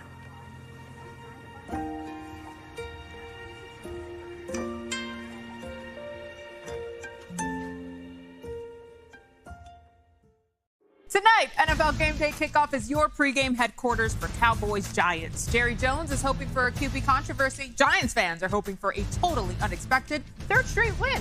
Who gets what they want? We'll get you ready. Tonight, 7 Eastern. All right, everybody, highlights again. Here we go. Carson Wentz for the very first time against his old team, the team that took him number 2 overall in 2016. They just beat him up. 9 sacks in this game, 4 of them in the first quarter, 6 of them before the half. I mean, it was just ugly. Jalen Hurts, though, far from ugly. Thing of beauty, actually. He is cooking. There's an A.J. Brown touchdown. Hurts also connected with Devontae Smith 8 times for $169, including this corner of the end zone touchdown. I mean, they just romped him. 24-8 is the final score. The defense, an NFL high 12 sacks this season. They were 31st in the NFL last year. Mark Ross, oh, by the way, they are also leading the league on a whole bunch of offensive categories. They look like the real deal. Yeah, Andrew, I visited the Eagles camp during training camp, and coming out of there, I was super excited about this team because of the overall talent, but more specifically, the talent that they had at the key positions, the playmaking positions, and that's number 1 at quarterback. With the development of Jalen Hurts looking a lot more comfortable, he's playing at an MVP level right now, gets better each game. I was excited about the playmakers they had at the receiver position with the acquisition of A.J. Brown. He's been worth every penny so far these first 3 games. Devontae Smith, an outstanding game yesterday. You saw the playmaking ability he had on the deep ball, and then on the touchdown pass, just going up high and making spectacular plays in the air. The strength of the offensive line, but also that defensive side of the ball. I was super fired up about that with all the acquisitions of Hassan Reddick and the talent and versatility that they had with the veterans of Fletcher Cox, Brandon Graham, the young guys like a Josh Sweat, and the rookie Jordan Davis with Hassan Reddick in there. You saw that all on full display yesterday. I picked them to go to the Super Bowl prior to the season, and I'm sticking with that, Andrew. This looks like a serious team that could win it all. They swept Washington a year ago, get a big win here in the division against Washington again in September. The Eagles are one of 2 3-0 teams, the only one in the NFC. Thank you, Mark Ross, although they could be joined later tonight by the all-white wearing New York Football Giants. That's right. The Giants have a chance to go to 3-0. Just beat the Cowboys tonight, MetLife Stadium, Monday Night Football. Jane Slater is there. And here's the good news for the Giants. They are getting reinforcements this evening, Jane. They are. 2 big returns expected tonight, Andrew. I'm talking about edge rushers Azeez Ojulari and, of course, Kayvon Thibodeau, their rookie first-round pick, both injured in the preseason. And what's exciting about this, for at least the players on the defensive side of the ball, talking to safety Xavier McKinney this week, he said he loves getting the playbook and the game plan. Wink Martindale has really been mixing it up, and I think that's what's been such a challenge for these teams that have faced him in the first 2 games this season. Wink has showed you a 6 DB front. He's shown you safeties in the box. And now you're adding these 2 pass rushers. It's going to make it really challenging for the Cowboys because, as I mentioned earlier, they're not going to have some of those offensive threats that they thought they were going to have today. Michael Gallup is not expected to play in this game after he was trending in that direction. And tight end Dalton Schultz is looking like a game-time decision. So they'll literally have to rely heavily on their run game if they want to get something done. Made a little bit tougher tonight with the addition of those 2 edge rushers. Yeah, how important is the run game for both, Jane, really, of these teams? Saquon Barkley has been great, especially in the second half. He has been looking really, really good this season. And yeah, that's going to be a challenge for the Cowboys. And interestingly enough, Xavier McKinney played at Alabama along with Trayvon Diggs. And I said, are you coaching up this team at all when you talk about how you combat him? He said yes. And of course, he wasn't going to give me what some of those tendencies and answers were, but they at least have an idea of what to look for. As for the Cowboys, they really tried to commit to the run last week, and at least they were able to do that, scoring on their first 2 drives because of that commitment to the run. They had 12 plays in that opening drive. 6 of those were runs. Expect them to do more of that tonight, particularly when you consider teams now have a little bit more tape on Noah Brown, who showed us a pretty solid game last week for the Cowboys. Another start for Cooper Rush. Cowboys have won 9 out of 10 the last 5 years over the Giants, including 2. They swept them last year. Jane Slater, live. Thank you, Jane. MetLife Stadium ahead of Monday Night Football to close out Week 3. We have a game in London, Week 4, the Vikings and the Saints. We're heading over there coming up next. Stacey Dales talks to Mark Ingram. You're watching NFL Now on NFL Network. A heart attack? He was 47. What about Janice and the kids? Do they have life insurance? No. But we have life insurance. John, we agreed you were going to take care of that. I'm trying to find something we can afford. Call SelectQuote now and get the insurance your family needs at a price you can afford. In minutes, SelectQuote found John a $500,000 policy for only $29 a month, and his wife Anne a $500,000 policy for only $21 a month. At SelectQuote, we comparison shop some of the most trusted insurance companies in America to find you the best rate. You need life insurance. You don't need to overpay for it. Call 1-800-937-3532 or go to SelectQuote.com now and get the insurance your family needs. At a price you can afford. SelectQuote. We shop. You save. At Chipotle, our garlic guajillo recipe brings a whole new dimension to steak. Our most tender cuts, hand-seasoned and grilled fresh, mixed with garlic and guajillo peppers, finished with fresh lime and cilantro. All new garlic guajillo steak. It's a whole new dimension of flavor. I'm a first-generation Filipino American. You don't always feel you're a part of the country you live in. It's this weird middle space sometimes that you have to live inside of. But when you meet others that are also living in that space, you'll learn to know that it's its own unique space too.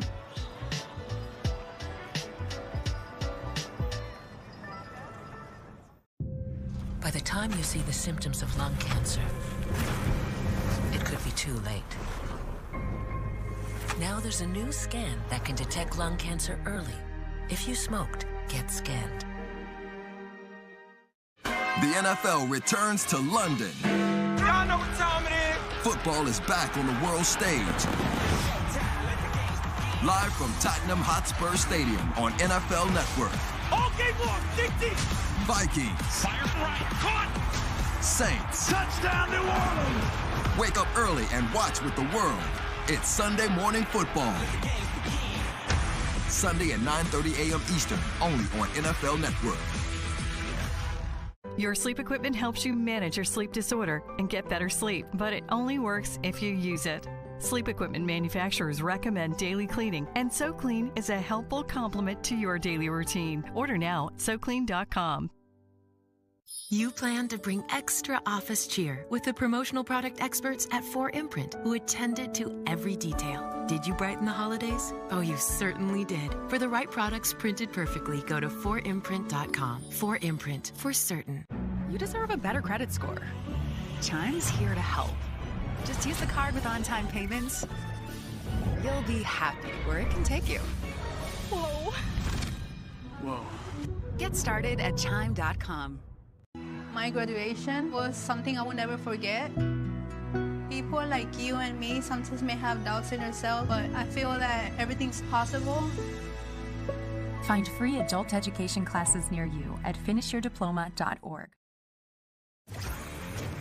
All right, Lions, Vikings. Dan Campbell aggressive the entire game on 4th down until 1:14 to go. He decided to bring Austin Seibert out for the 54-yard field goal. He had missed from 48 earlier. 54 he's also going to miss. Afterwards, Campbell said he regretted that decision. It gave Kirk Cousins a shot. And he took it. He took it and hit KJ Osborne for a game-winning touchdown. And the Vikings win. They are 2-1, 28-24. And now they're going to London. Matter of fact, they're already there.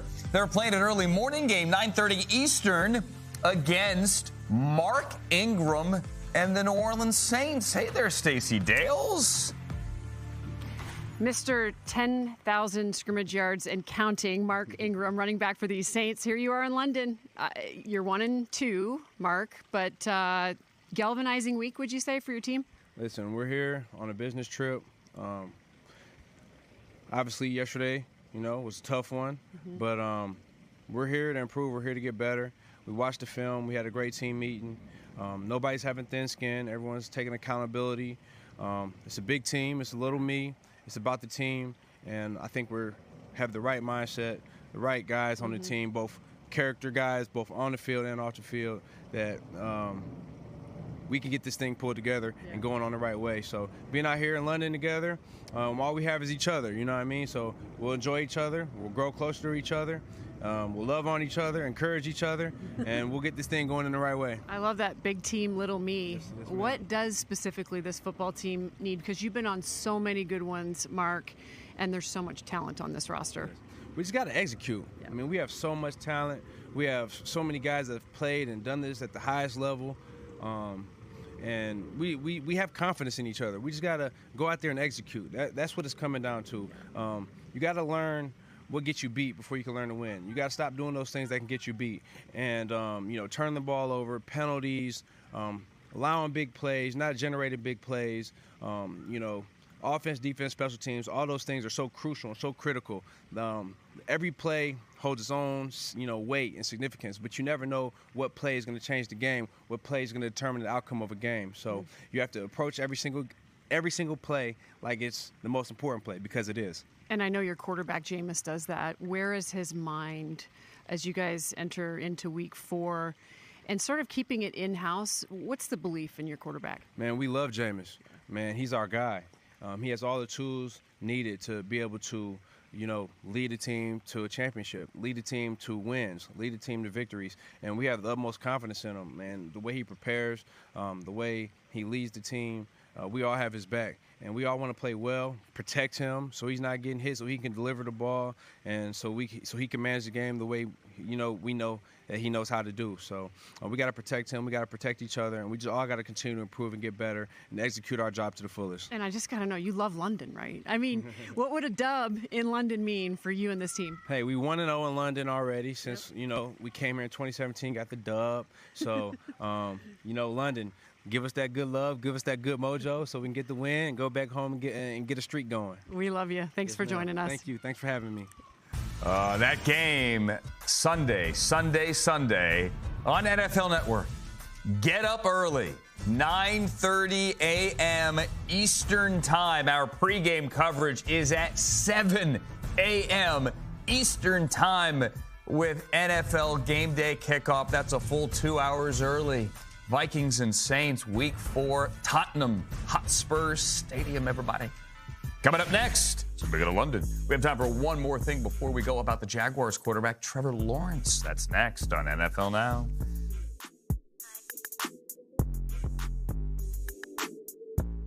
Make it look good. You make it look so good.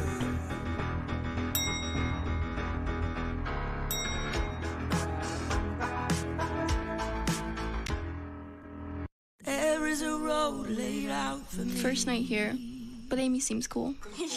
Leading down to the river. I am blind, but I need not see. What do you think?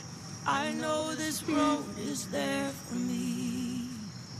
If I'm really free, take me down to the river and walk. Now that gas prices are so high, Domino's is giving you 20% off all menu prices when you order online for a limited time. So hurry and take advantage of these low prices. I mean, high prices, which mean low prices. You get the deal. 20% off menu prices on everything for now at Domino's. Bring it.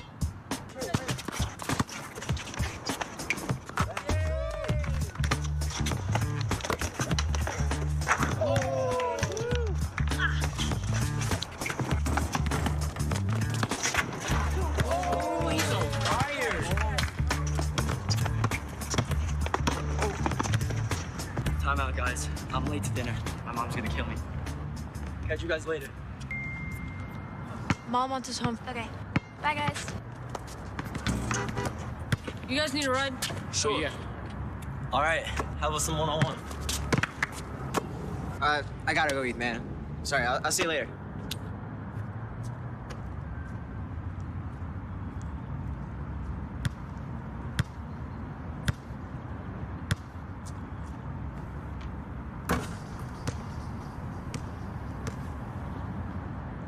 Hi, I'm Smokey Bear, and I made an assistant to help you prevent wildfires. Dude, I've got this. I've been camping since I was 5 years old. But I am a camping influencer. You know what? I'll bet you $5. Okay. Assistant Smokey, what is the best way to put out a campfire? To put out a campfire, drown with water, stir, drown again. Then make sure the fire is out cold by feeling with the back of your hand. Wait, really? I'll take the $5.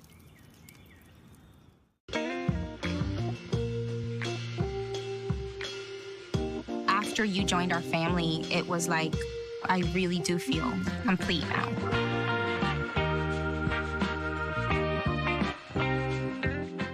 Want a leg up on your fantasy league? We got to make sure people are locked in. Our experts have all the info you need to dominate your league. This guy is a bona fide stud. NFL Fantasy Live, tonight at 6 on NFL Network.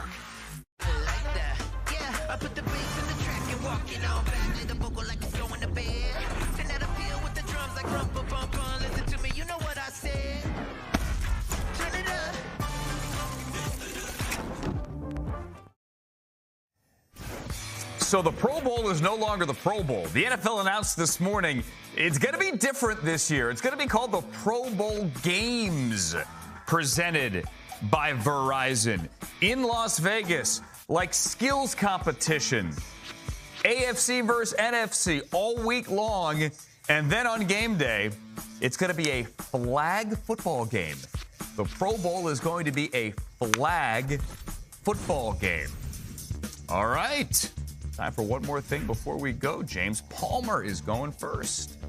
I kind of already thought it was. But anyway, how about Sunday in Indianapolis? Sometimes at halftime, it's dogs catching Frisbees or little kids playing football, and you just kind of have to pay attention. Everybody at Lucas Oil Stadium was paying attention to the halftime show. It was the South Carolina State Marching 101 Band. They were there putting on a massive show thanks to the guy who made it happen, all-pro middle linebacker Shaquille Leonard. That's his alma mater. And I also was told he made a big donation to the band as well. It was an awesome experience seeing that HBCU band perform in Indianapolis. Reaching out is hard. Do it anyway. You're not alone. You've got this. You are not a frog. Find resources at va.gov/reach. Tonight, NFL Game Day kickoff is your pregame headquarters for Cowboys Giants. Jerry Jones is hoping for a QB controversy. Giants fans are hoping for a totally unexpected third straight win. Who gets what they want? We'll get you ready. Tonight, 7 Eastern. Every Sunday you watch us, but just so you know, we see you too.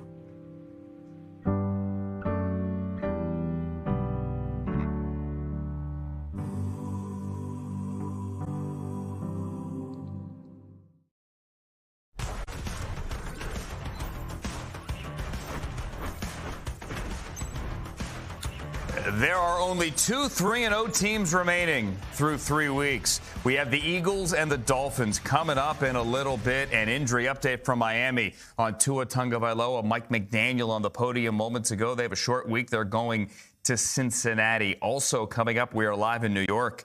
Can the Giants go to 3-0 tonight? My name is Andrew Siciliano. This is NFL Now on NFL Network. We are in our newsroom in Los Angeles. I can tell you the Chiefs did not go to 3-0 yesterday. How about that game? We open up this hour with Indianapolis and Matt Ryan looking for its first win of the year. Down 4, 25 to go. That is the rookie from Virginia, Jelani Woods, and that is his second touchdown of the day. But Patrick Mahomes had a shot. He had a shot until he didn't.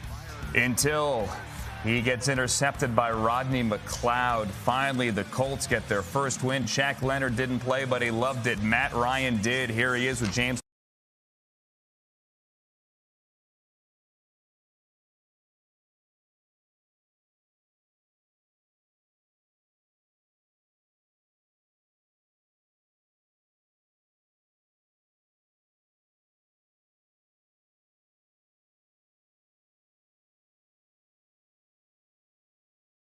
Very good tackles and very good to get George Kittle back in the lineup. Missed the first 2 weeks with a groin injury. Place rocking. Drive starts from the 10. And Jeff Wilson runs to the right. He'll only gain 2 yards. So Jimmy Garoppolo, first 3 years in New England. He backed up Tom Brady. Traded to San Francisco in 2017. Here are the numbers from last year. 15 starts, a similar number to 2019 when he led the Niners to the Super Bowl. Of course, last week, the Trey Lance injury in the game against Seattle, and he was thrust into that game after having no training camp, no preseason action. And the Niners went on to the win. 2nd and 8, Garoppolo's first pass. He'll throw it to the left side, and Deebo Samuel has it. And the powerful receiver, sometimes running back, gets the first down out to the 25-yard line. A little bit of what you get with Jimmy Garoppolo. He looks deep, he checks it down, and why not? Deebo Samuel, who did everything last year, led the NFL in yards per catch, and you can see why. They weren't all deep balls. Just get him the football and let him do this. Cornerbacks want no piece of this guy. And Jimmy Garoppolo, he loves it. 8 of 13 from the 25-yard line will go on the ground with Samuel, who's going to have to run a little bit more. Minimal gain there. Here's the Denver defense. Draymond Jones, the Ohio State University. DJ Jones, Ole Miss. Deshaun Williams, Clemson. Bradley Chubb, North Carolina State. Josie Jewell, Iowa. Jonas Griffin, Indiana State. Randy Gregory, Nebraska. Pat Surtain II, Roll Tide. Kareem Jackson, Alabama. Jada Stearns, Texas. Ronald Darby, District of Columbia. I love it. They're missing all-pro safety Justin Simmons. Second game out, quad injury. Fake to use check. Garoppolo throws, deflected and incomplete. Contested ball, and Pat Surtain, the terrific corner, battling Brandon Ayuk. It's incomplete, but almost intercepted. One of the great things you get is protection with this offense because everybody has to play the run against San Francisco. So you get the defensive line moving sideways, and a lot of it's going to come down now on the back end. Can guys like Patrick Surtain make plays like that? That was beautifully covered. They are so happy to have Surtain back, and now it's Pat rush time with Bradley Chubb and Randy Gregory, the former Cowboy. 3rd and 9. Broncos bring forward. The Garoppolo pass is deflected in the middle. DJ Jones, who came over from the 49ers and was jacked up to play his old team, helps force him off the field. And the times that I've seen Garoppolo play, it is this defensive style that can work against him. Get some pressure up the middle and get your hands up in the air. You think back to the Super Bowl as well. It's that inside pressure a lot of times that can make a difference. Mitch Wishnowsky, the punter for San Francisco. And Montrell Washington, rookie receiver, back deep to receive. Kickers love coming here as visitors. The altitude. This one not a very deep kick. It'll hit out of bounds, be about 45 yards, and the Broncos will take over right around their 30. So a first down picked up by the Niners. They do no more with it. They go back to the drawing board, and the Broncos on the field when you come back.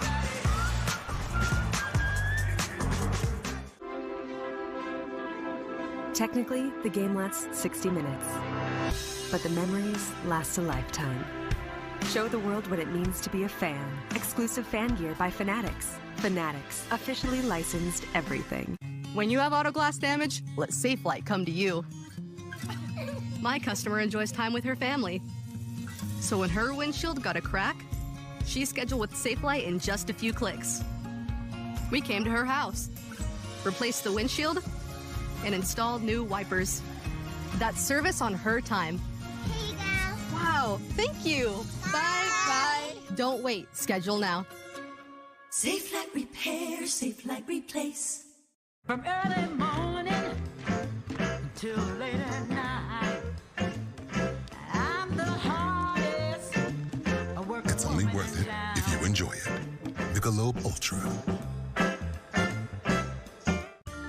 You know why I love Halloween? Why? People give me Kit Kats for free. Son, you're 8. All your Kit Kats are free. Happy Halloween! Have a break, have a Kit Kat. Listen up, we got a problem. A lot of you are skipping lunch like it doesn't matter. Well, this year we take a lunch, a hearty lunch, one with chunky soup. Chunky soup? Let's go! Let's go! Woo! Lunchtime is your halftime. The NFL returns to London. Y'all know what time it is. Football is back on the world stage. Live from Tottenham Hotspur Stadium on NFL Network. Okay, look, dig. Vikings. Fires right, caught. Saints. Touchdown, New Orleans. Wake up early and watch with the world. It's Sunday Morning Football. Sunday at 9:30 a.m. Eastern, only on NFL Network. This is Cherry Creek High School. They beat Regis Jesuit about 13 miles from the stadium here to improve to 4-1. Why is that school significant? They were the champs. You see 1996. Who was on that team? Kyle Shanahan.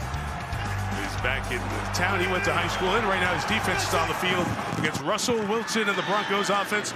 First play, and they'll swing it out to their good back Javonte Williams. The San Francisco defense all over it. Let's meet the Bronco offense. Russell Wilson from a whole pack of bad. Javonte Williams, North Carolina. Jerry Jeudy, Alabama. KJ Hamler, Penn State. Cortland Sutton, SMU. Albert Okwuegbunam, Missouri. Garrett Bowles, Utah. Dalton Reisner, Kansas State University. Lloyd Cushenberry, LSU. Graham Glasgow, Michigan. Cameron Fleming, Stanford. And that line not able to clear a path. On the run by Javonte Williams. It'll be 3rd and long coming up for Russell Wilson. The numbers have not been pretty here in the first couple of games. Chris alluded to it at the start, getting used to a new system. Just the 2 touchdowns, the only 2 the Broncos have had. They've struggled in the red zone this year. Going quick, 3rd down. Against the pressure, he escapes for the moment, completes it, but Jerry Jeudy gets popped as the ball is luckily held onto by Jeudy. What a huge hit on the quarter by Emmanuel Mosley. A quick 3 and out for this Denver offense. The swarming animals out there of this defense. They disrupt with that front line, and watch Mosley come flying up off the edge, and Jeudy just had to sort of duck for cover there. So 2 strong defensive starts here for both these teams.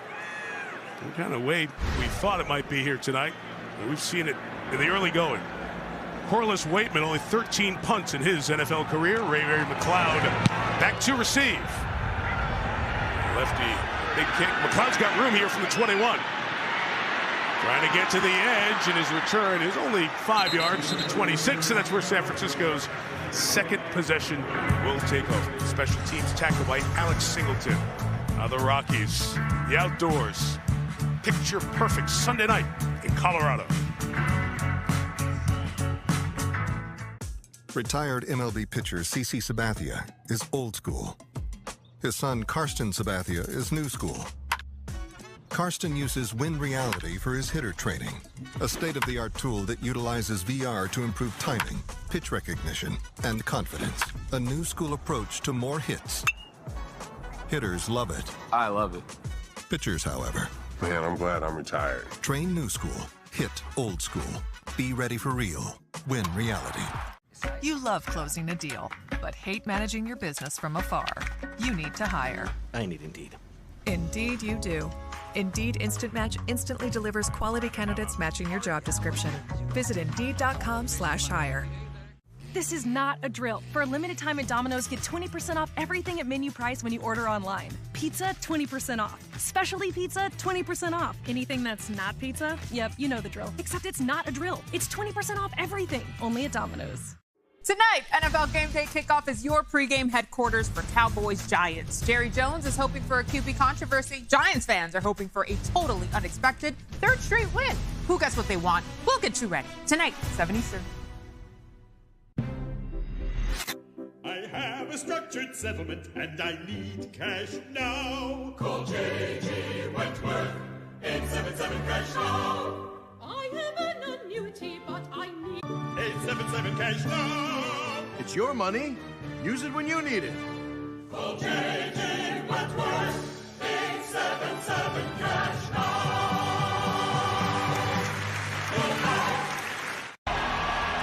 Drive two for the 49ers, starting from their own 25-yard line. And Garoppolo gets 5 out in the pattern, throws in the middle, it's complete.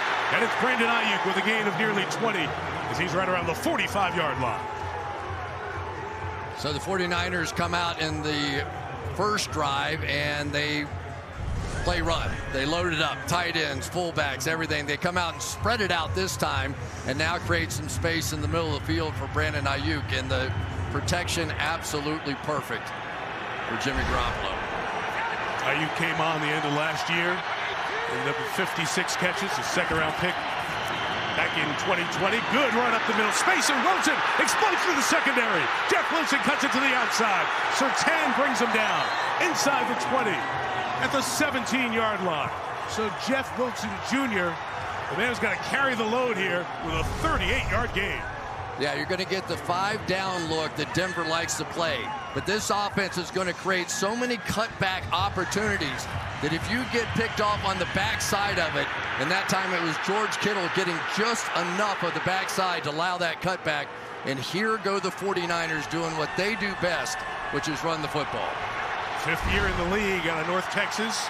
Longest run of Wilson's career. Now he's at the top of your screen.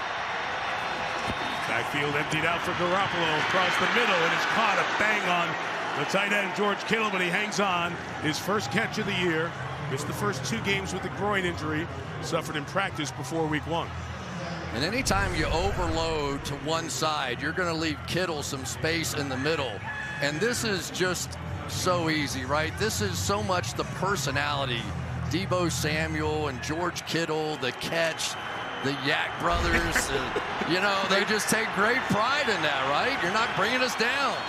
2nd and 1, Wilson to the left side, so he pulls down, but he'll have a first down. It'll be 1st and goal for San Francisco at the 8-yard line. Josie Jewell, who's back in the lineup for the Broncos, made the tackle. This Denver defense, good start in the early portion of the season in the red zone to tack on the good numbers they've had the prior 3 seasons. It's almost like having 9 offensive linemen out there for San Francisco. All these receivers block so well. Ezra Rivero, the new defensive coordinator, was college teammates with Nathaniel Hackett.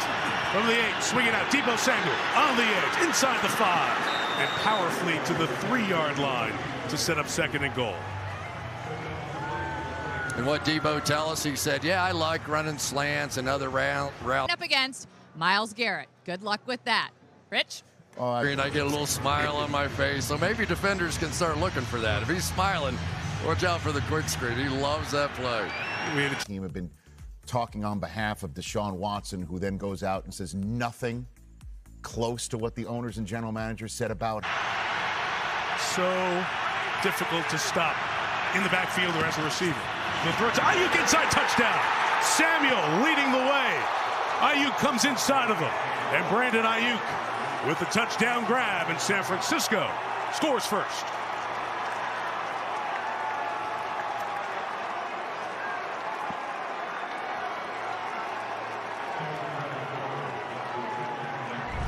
Talk much about that, but I think it's going to be a close one, but the home team's going to get guy, and there's just nobody left. They're in there with two guys, and basically one receiver could pick both of them. Easy read, nice read that time by Garoppolo to see that so easily. Veteran Robbie Gould, the oldest kicker in the league at 39.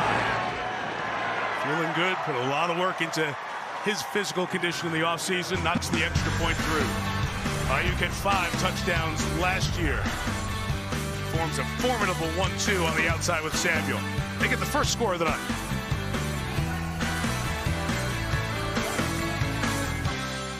In this market, you'll find Fisher Investments is different than other money managers. Different how?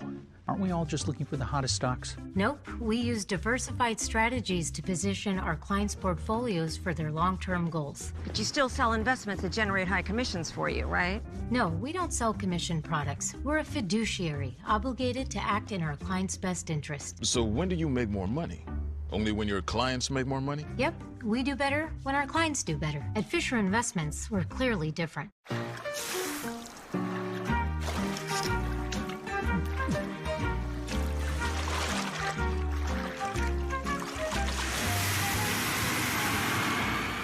Red Bull gives you wings. If you know, you know. Crispy corners, sauce on top. If you know, you know. Detroit style is back at Pizza Hut, just $12.99. You are trouble. No one out-pizzas the Hut. Everyone loves an underdog story. You know why? Because it fills you with hope, makes you believe, right? Hold on now. Did you say any team?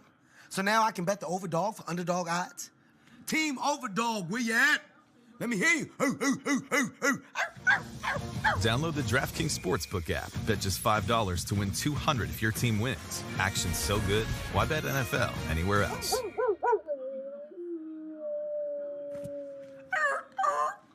This Saturday, college football is on NFL Network. End zone touchdown. As Central Michigan kicks off conference play against Toledo in a Max Saturday afternoon showdown. Touchdown, Toledo. Saturday at 3:30, live on NFL Network. So playing from behind, it's been a story early this year for Nathaniel Hackett. Turns 43 in December, his first time as a head coach. Offensive coordinator with Green Bay and Jacksonville, Buffalo, in college at Syracuse. He was on Doug Marone's staff for those last 3 stops. As a head coach with first-year coordinators, they've had some growing pains, which we'll detail here as we go through. It's a touchback. They'll take over at the 25. Let's go back to the touchdown and bring in Terry McCauley, our rules analyst. Terry, what about offensive pass interference and blocking downfield? It was indeed offensive pass interference, Mike. It's illegal to block more than a yard downfield, and the receiver clearly does that. He engages the defender more than a yard before the ball is touched by the receiver. This should have been offensive pass interference. Chris would say gray area because it's one-ish, right? And it's so bang-bang. Yeah, and as a receiver, you really have to act like you're trying to run some kind of route. He was pretty obvious with it.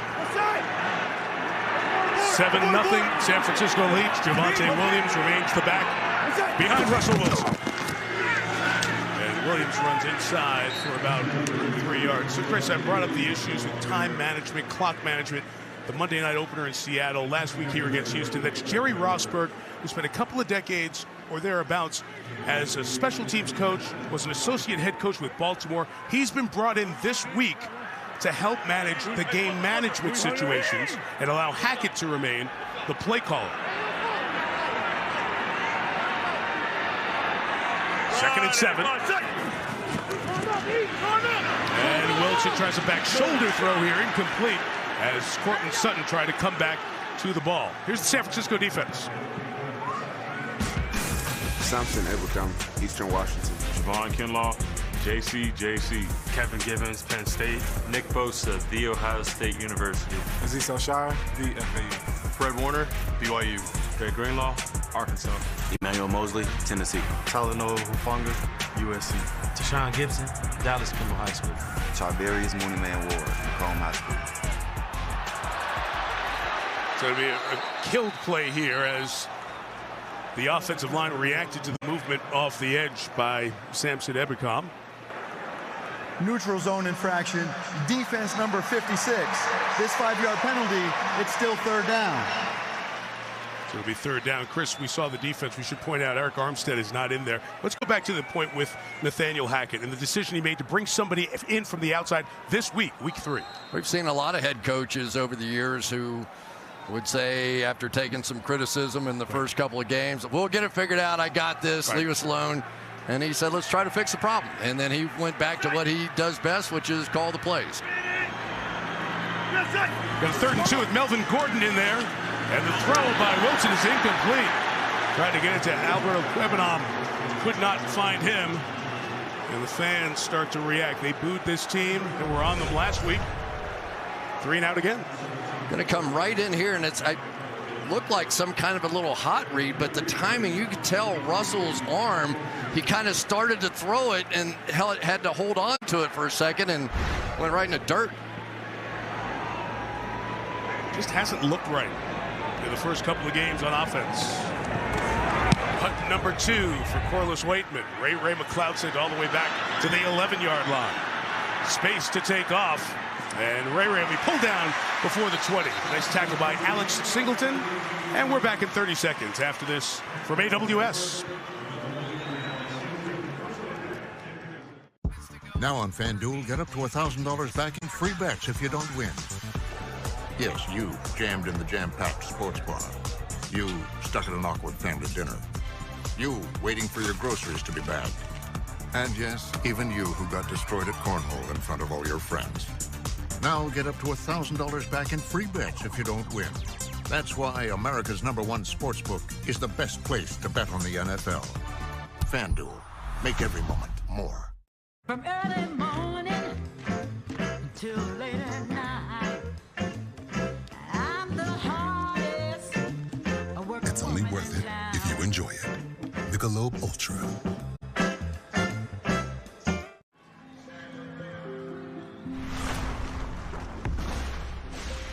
Energy is everywhere, even in a little seedling, which, when turned into fuel, can help power a plane. At Chevron's El Segundo refinery, we're looking to turn plant-based oil into renewable gasoline, jet, and diesel fuels. Our planet offers countless sources of energy, but it's only human to find the ones that could power a better future. At Chipotle, our garlic guajillo recipe brings a whole new dimension to steak. Our most tender cuts, hand-seasoned and grilled fresh, mixed with garlic and guajillo peppers, finished with fresh lime and cilantro. All new garlic guajillo steak. It's a whole new dimension of flavor. Every Sunday you watch us, but just so you know, we see you too. We see you, moms, looking for a safe place to raise their kids. We see you, the heroes who have risked their lives to protect ours. We see you in the hospitals and cancer wards. We see you, because your challenges are our challenges. The whole world watches us, but now they're gonna see you too.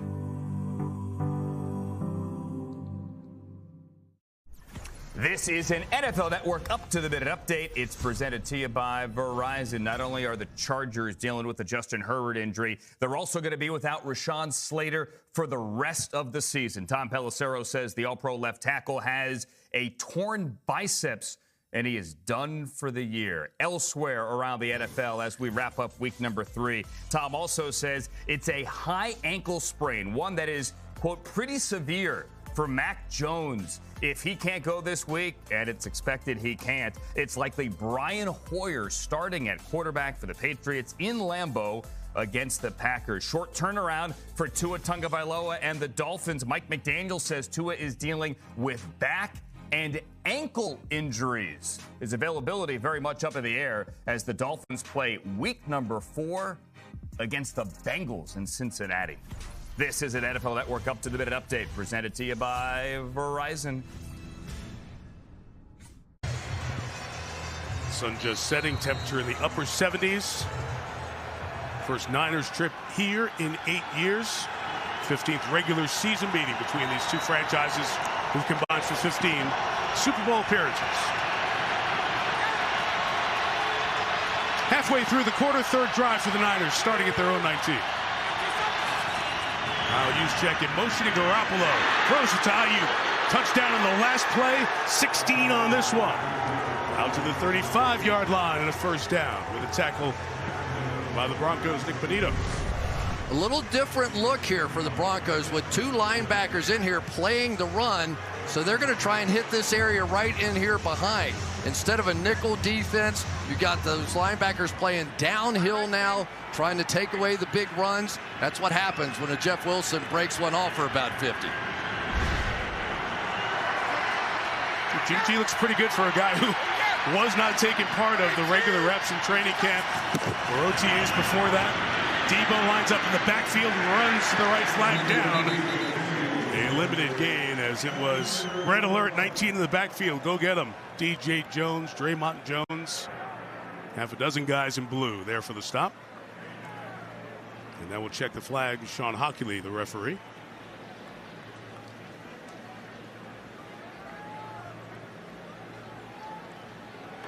There is no foul on the play. It's second down. All right, so with that, Melissa Stark. Mike, we connected with Garoppolo's surgeon, Dr. Neil Elatrosh, who repaired the tear in the backside of his throwing shoulder. It is a rare injury for quarterbacks. He told us he didn't give Garoppolo the green light to throw with velocity until the end of July. And Garoppolo said that this rehab was almost worse than his torn ACL in 2018 because as a quarterback, you're always thinking about your shoulder. And now he comes in with very little time with his offense and has to time up all the throws, too. It's been a huge adjustment for a good run here by Jeff Wilson. Could have been stopped back behind the play. Gets out past the 40-yard line with third and a long 4 coming up. So, Chris, here he was in training camp.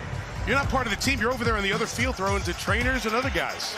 And they didn't even give him a playbook. I know. I mean, that's how far gone he was, or they all thought that he was going to be.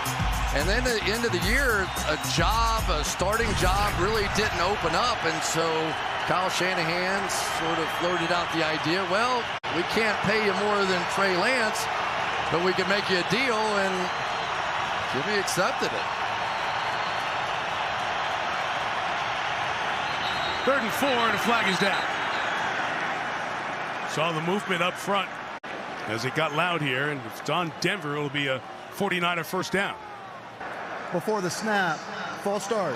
Offense, number 64. 5-yard penalty. It's third down. Maybe 3rd and long, Jake Brendel. So he comes to this team now after Trey Lance is out. And that interior, the 2 guards in the center, pretty new in front of him. Yeah, he said 64. He meant 74, Spencer Burford, who moved early. But now you have the advantage if you are the Denver Broncos. Now they get to unleash their best, which is their pass rushers, Bradley Chubb and Draymond Jones and Randy Gregory. And they need to make a play right here. This offense on Denver needs some help.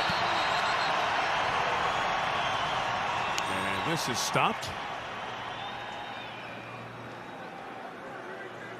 Moving the ball to the left hash. It was over on the right hash. And that'll give the fans more of a chance to rile up again.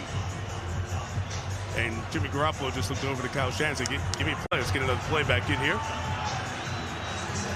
And they came out of the huddle, Chris. 5 and 55. Chubb and Gregory were on the same side. And they're heading that way again. They'll do it on the left side together. Yeah. Defense is left.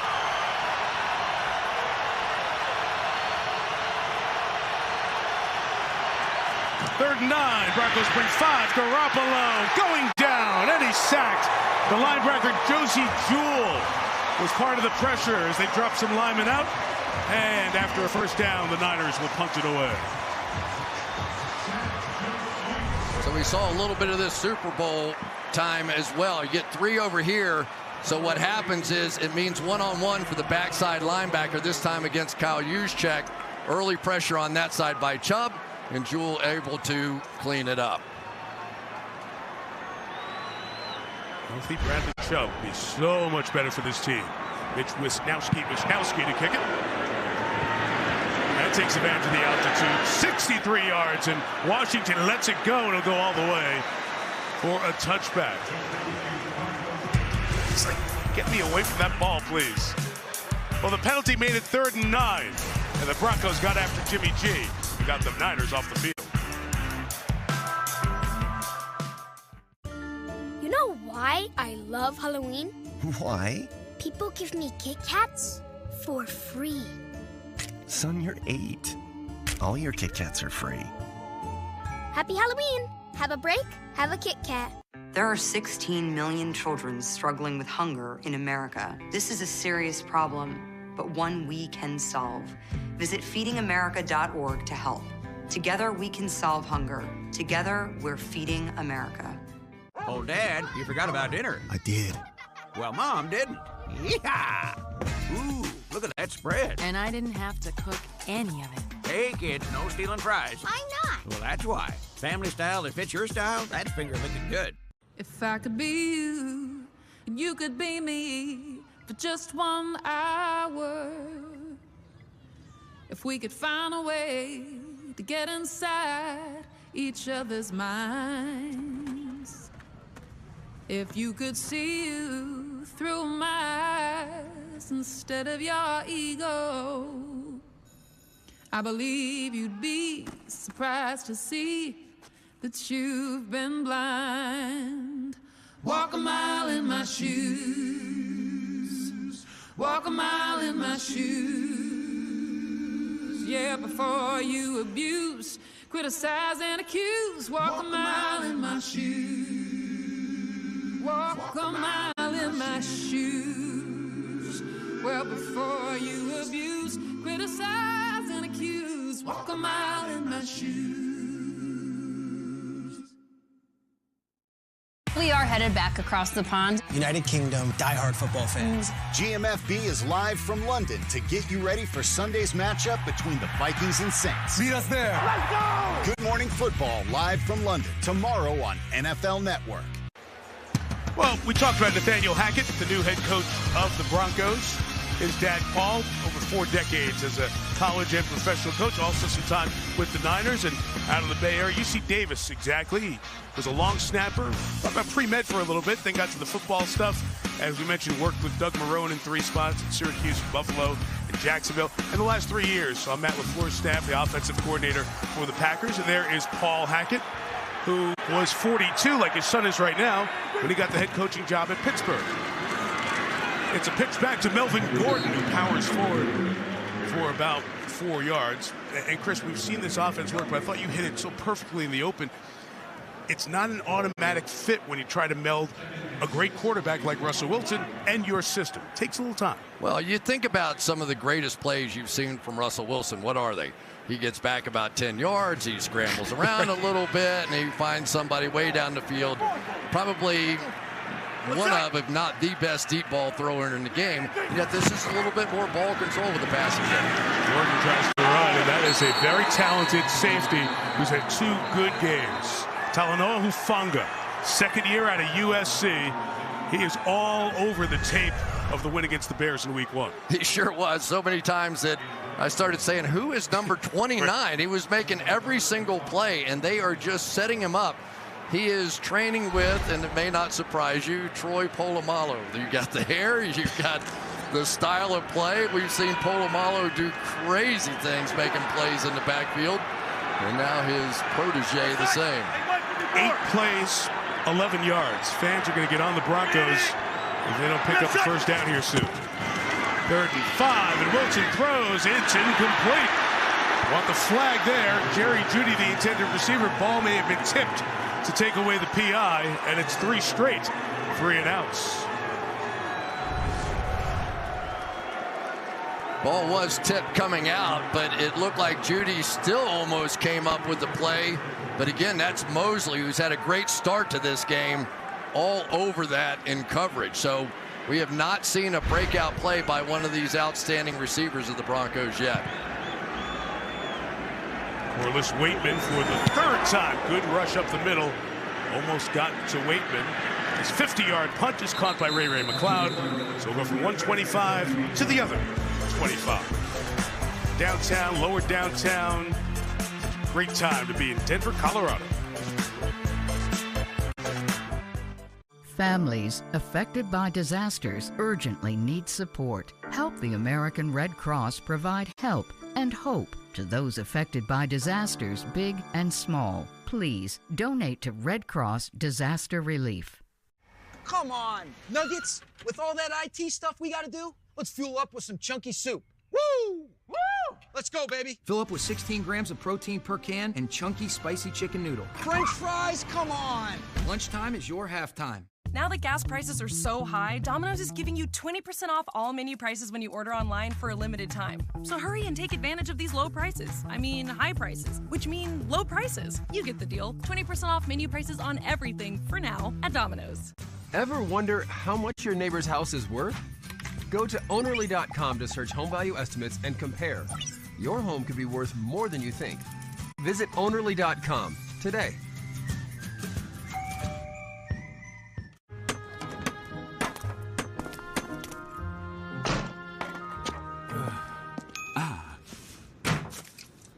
Red Bull gives you wings. Here from the Patriots. 3rd and 4, conversion. With hope makes you believe, right? Hold on now. Did you say any team? So now I can bet the overdog for underdog odds? Team Overdog, where you at? Let me hear you. Download the DraftKings Sportsbook app. Bet just $5 to win $200 if your team wins. Action's so good, why bet NFL anywhere else?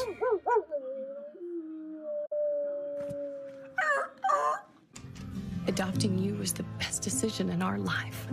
And I am so proud to call you my son. That's close, but as Derek Carr said 2 weeks ago, close doesn't mean much in the NFL if that close isn't winning. And no, and they are not winning here. They are 0-3. Davante Adams had 17 targets week number 1, 17 combined in weeks 2 and 3. Obviously, no Hunter Renfrow yesterday. That did not help. Did they ask for your help at any time after you dropped and had to give Davante Adams 25 in the locker room on Friday? First off, apologies to the Raiders. I stepped on the logo. I know that it's bad locker room etiquette, so they held me accountable, made me drop it to 25. Good form. Look at this, man. I got my tie on. I got my shirt on. I wasn't breathing hard. I didn't even bust a sweat. Look at Foster Moreau. Like, he's counting me out. I mean, this is not CGI, I'm told. No, this is the real deal. I'm pushing the wall forward. See, I think of Chuck Norris. I don't do push-ups. I push the earth down. And that's exactly what I was doing right there. I was about to start clapping, hit 25 more, but I didn't want to be that guy. You didn't want to show up the winless team with your push-up prowess. That was Friday. They were also winless on Friday. Man. That was not post-game. Okay.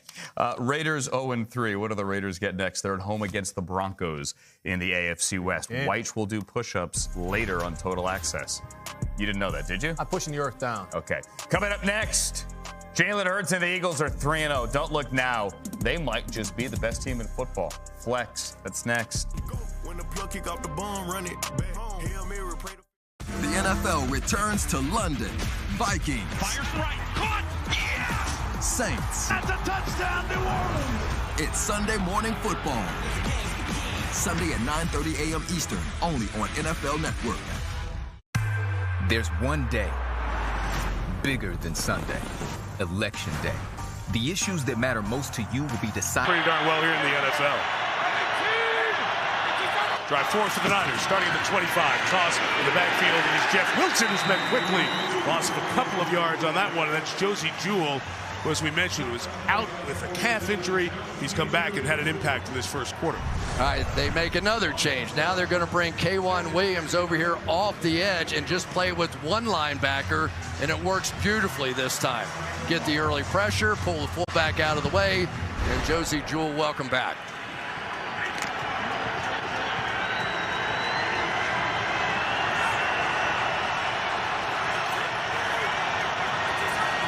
After the loss of one, Garoppolo scans and throws high but brought down by Deebo Samuel with the first down. Across the 40, they'll mark him at the 42-yard line, a gain of 18.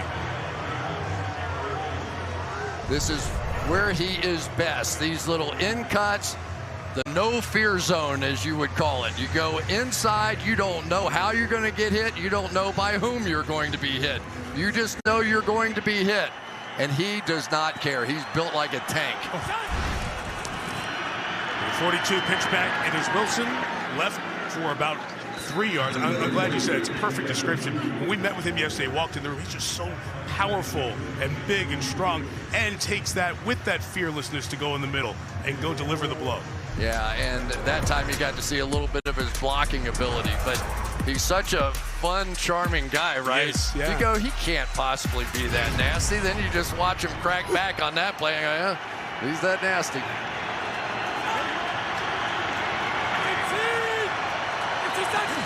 It's in the back again, 4 on the last run.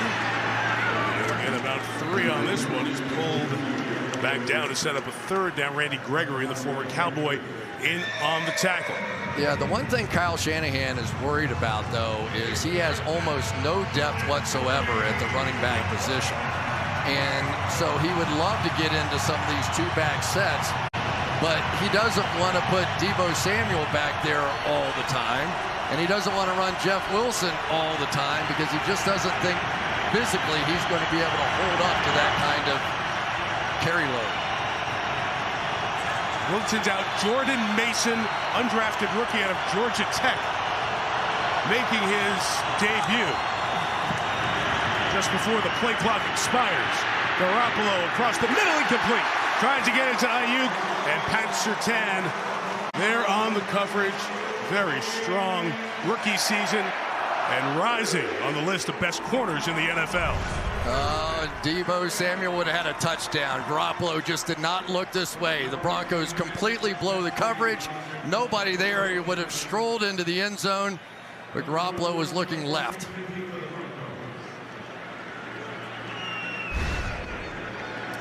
So Montrell Washington at speedsters back there. Rookie out of Samford. They kicked away from him the first time. Didn't even keep it on the field. Toes on the 10 as Wisnowski kicks it. Run to fake the catch.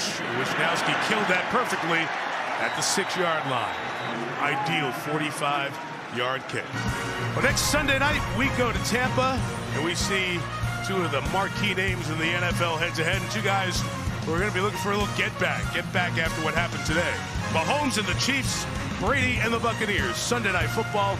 It starts at 7 Eastern. Be sure to make your Sunday Night 7 picks on the free-to-play NBC Sports Predictor app. Game, of course, available on Peacock as well. The league got a little more interesting today, didn't it? Oh, yeah. Buffalo got beat. Miami's in first place. How about the New York Giants? How about Philadelphia? Those 2 teams got beat. Everybody kind of coming back to the pack here a bit. The last 3 undefeated teams, Miami, Philadelphia, and the Giants, will play tomorrow night against Dallas. Looking for a first down from his own end zone.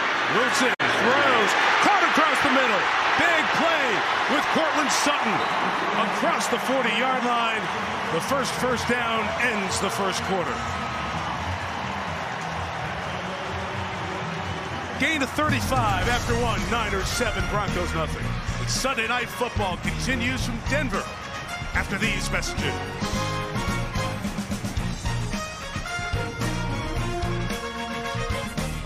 At Chipotle, our garlic guajillo recipe brings a whole new dimension to steak. Our most tender cuts, hand-seasoned and grilled fresh, mixed with garlic and guajillo peppers, finished with fresh lime and cilantro. All new garlic guajillo steak. It's a whole new dimension of flavor. I want to eat apples and bananas. I need to eat apples and bananas. Why can't I eat apples and bananas? Support the Feeding America nationwide network of food banks to help provide meals to those in need. Join us at feedingamerica.org.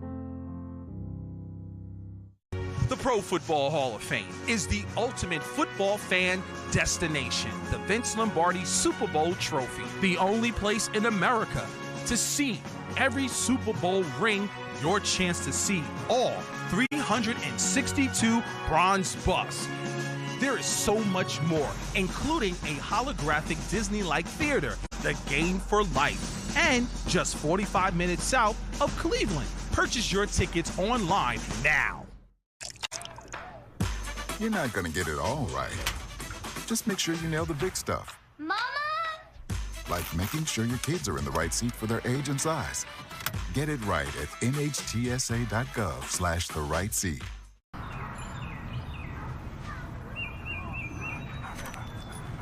Jones up in the air.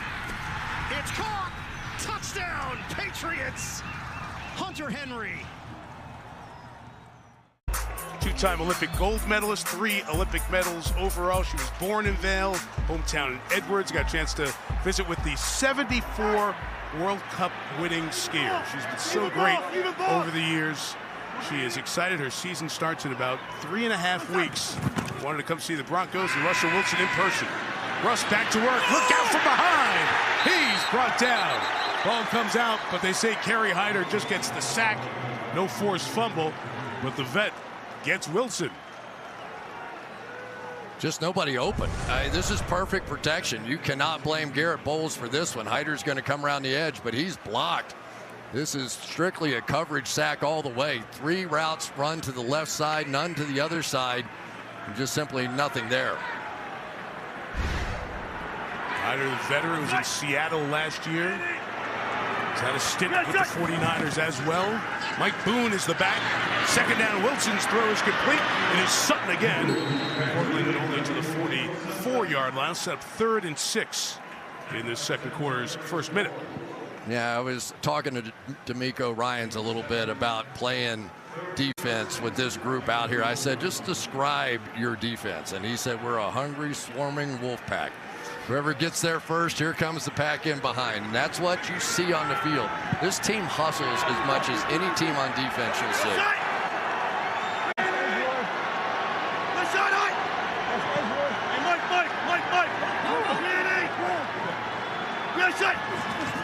On 3rd and 6, here come the Niners. Wilson's throws caught. Jerry Jeudy, first down to the 40-yard line. Gain of 16. They're happy to have Jeudy back. Got injured in the first quarter against Houston last week. Just a great play by Cortland Sutton. Watch this. He's going to pick off this guy. So the wheel route going up the boundary. So the giveth and taketh away, right, with the same sort of pick play. But that was a great one by Sutton that time because you really didn't think it was a pick. You thought it was a collision. From the 40, here's Wilson. We're throwing on this drive. That one's incomplete, trying to go right back to Jeudy. They have Jeudy in the lineup. They also have KJ Hamler, who was out for the last game, so there are some passing options for the opposing quarterback tonight, Wilson. Mike, there are some things out here going on that they're just not together. That was an option route that time by Jeudy. And Russell thought he was going to turn to the outside. He turned back to the inside. That's the nuances within this offense that they have not mastered yet. They play here with Melvin Gordon. The veteran gets a couple. It'll be 3rd and 8 coming up. So it's a new offense for Russell Wilson. He had done things in Seattle, had multiple coordinators, so it's not like that's anything drastically new. But there's no preseason action for Wilson. So you go week 1 to Seattle in that cauldron and all the emotion around the return of the guy who was here for a decade and all the other stuff that came with it. And it's been rusty week 1, week 2, and we're seeing more week 3. I just remember Aaron Rodgers starting inside this same offense, right? Yep. And if you want to go all the way back, it's really probably more Kyle Shanahan's offense. You know, I mean, this is all very inside football here, but that's the way that it is. It's just going to take a little while. 3rd and 8.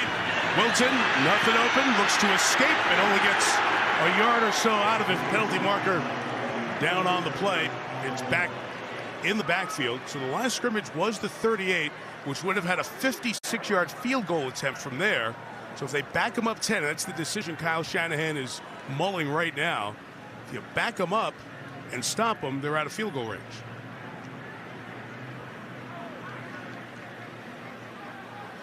So where Wilson scrambled, it would be a gain of a couple. Holding. Offense number 73. This penalty's declined. The play results in 4th down. And from here, a field goal attempt would be about 55 yards, and the field goal unit comes out. Nick Bosa, look at him with that sprinter stance, that right arm back, and Fleming's going to hook him around the neck right there to get the call. So now an opportunity, though. At least they get the chance, right, to put some points on the board, and we know this is within his range. Within his range. But it was a quick decision. The field goal unit was right out there as soon as he said declined. So that operation worked well. McManus from 55 yards has the leg. And at altitude, banks it through, good from 63. So Shanahan declines the penalty, keeps them in field goal range. McManus gets the 3, and the Broncos get on the board in the second quarter.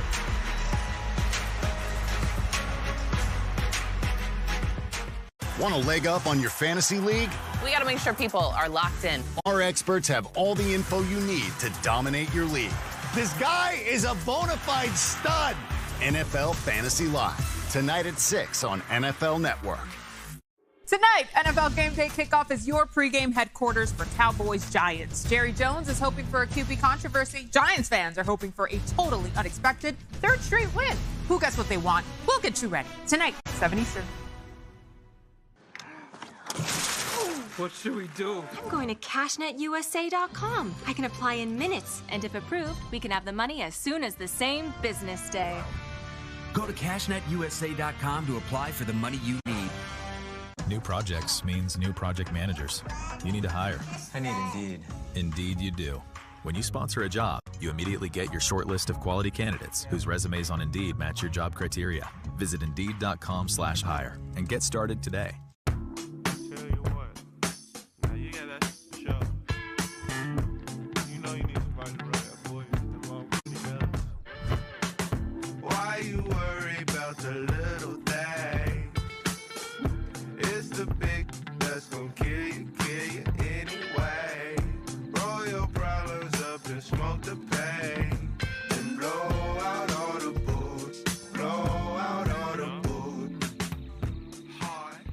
If you watch football on TV, you need Fubo TV. Never miss a highlight with NFL Network. And with up to 1,000 hours of cloud DVR space, it's easy to record your favorite shows. Try free at FuboTV.com. Next to Market Watch, numbers. Boring. In more delicious news, Carl's Jr. and Hardee's are offering charbroiled double deals starting at $2.99 each. Bite into these double deals starting at $2.99 each at Carl's Jr. and Hardee's. Let's take a look at our next-gen stats powered by AWS. And what does Jimmy Garoppolo do best? Get the ball out of his stinking hands. Don't hold it. Don't take sacks. Accuracy. A lot of throws over the middle, but those quick-release throws, that's his signature.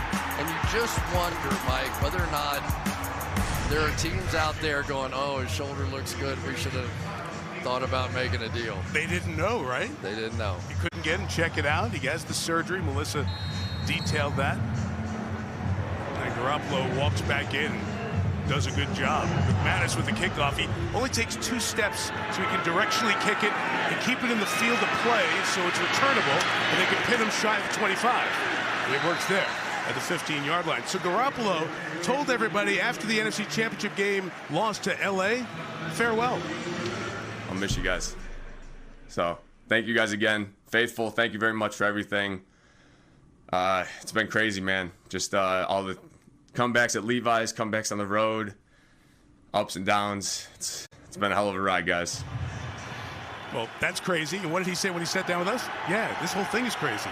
Yeah, I said, did you have a little chip on your shoulder like, oh, you need me now kind of thing? He goes, yeah, a little bit. You know, it's just human nature. You have to. I mean, it is the strangest of all situations, but for him to play the way he's playing and only be in this offense the last 3 weeks, 4 weeks. Floating here to Debo, secures it before he goes out of bounds. Samuel got matched up with the linebacker, and Josie Jewell couldn't chase him down, and Samuel took it all the way to the 46. Oh, it's just not fair. Shanahan sees these matchups. He knew he was going to have one-on-one with his best receiver against an inside linebacker, and Garoppolo, you could tell, just said, let me just make sure he can catch this thing, because that had a chance to go all the way, too. That big smile. Already has 68 receiving yards, more than he had in the first 2 games. Flag down as Wilson is pulled down.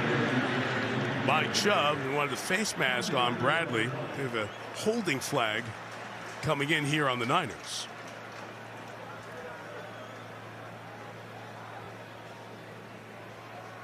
Denver, penalties an issue for the Broncos the first 2 games. Most penalized team in the league. No penalties thus far. There were 2 fouls on the play, both by the offense. Illegal shift, number 3. This penalty's declined. Holding, number 74.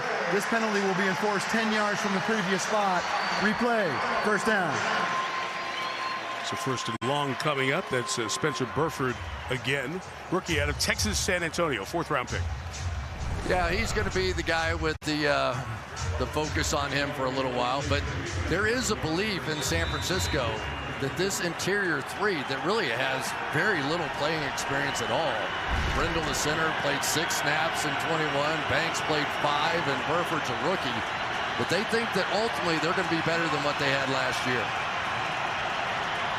First and 20 after the penalty. Broncos bring 4, but Garoppolo protected. Kittle across the middle. Penalty yardage plus a couple back out to the 48-yard line. Melissa.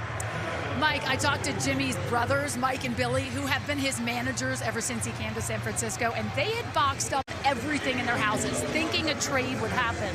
So Billy wasn't prepared for his usual post-game duties last Sunday, a party at his house. When the guests showed up, they asked, where is everything? Jimmy said a lot of box cutters were involved. It was a mad scramble, but they were, of course, very happy to be doing it. Yeah, packed up and ready to go. Who knew where? Washington, Indianapolis. Did somebody get hurt? It goes nowhere. So the brothers unpack the boxes. They're going to be hosting postgame after the game's at Levi's now. 2nd and 9, Garoppolo shot down the field for Brandon Ayuk. Incomplete, blanketed by Pat Surtain, as those two have been seeing a bit of each other in the game's first 20 minutes.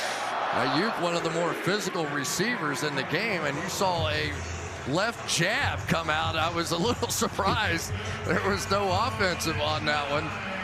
But I would have liked to have had that one in my hip pocket back in the day. That was good. But the jab? Yeah. As a receiver? Boom, that was good. So you want the jab, you want the gloves, you want the whole deal. I do. Paycheck. Yeah, after this year with the receivers, you're right. Almost TV money. 3rd and 9. Place getting loud.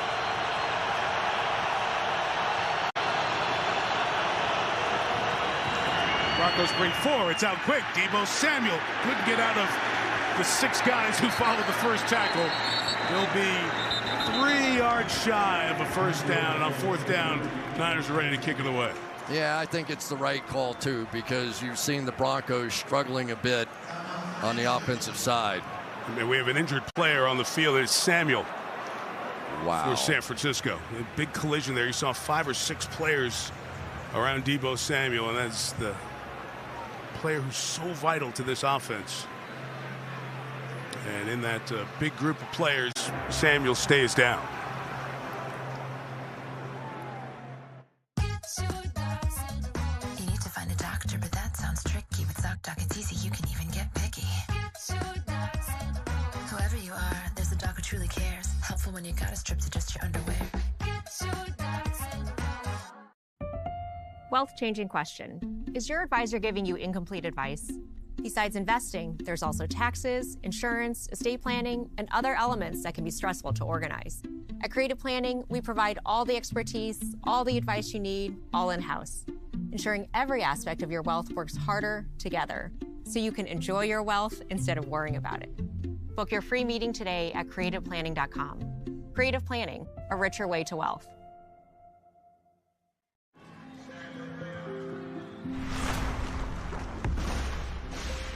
Energy is everywhere, even in a little seedling, which, when turned into fuel, can help power a plane. At Chevron's El Segundo refinery, we're looking to... Some experience seeing that HBCU band perform in Indianapolis. Reaching out is hard. Do it anyway. You're not alone. You've got this. You are not a frog. Find resources at va.gov/reach. Tonight, NFL Game Day Kickoff is your pregame headquarters for Cowboys Giants. Jerry Jones is hoping for a QB controversy. Giants fans are hoping for a totally unexpected third straight win. Who gets what they want? We'll get you ready. Tonight, 7 Eastern. Every Sunday you watch us, but just so you know, we see you too.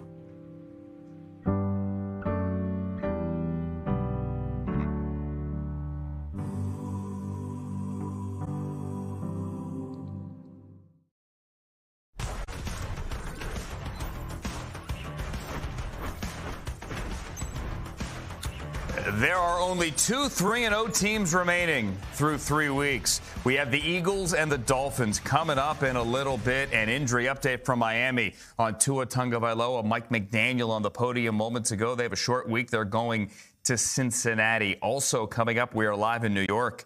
Can the Giants go to 3-0 tonight? My name is Andrew Siciliano. This is NFL Now on NFL Network. We are in our newsroom in Los Angeles. I can tell you the Chiefs did not go to 3-0 yesterday. How about that game? We open up this hour with Indianapolis and Matt Ryan looking for its first win of the year, down 4, 25 to go. That is the rookie from Virginia, Jelani Woods, and that is his second touchdown of the day. But Patrick Mahomes had a shot. He had a shot until he didn't, until he gets intercepted by Rodney McLeod. Finally, the Colts get their first win. Shaq Leonard didn't play, but he loved it. Matt Ryan did. Here he is with James. Their food, caramelizing and searing better.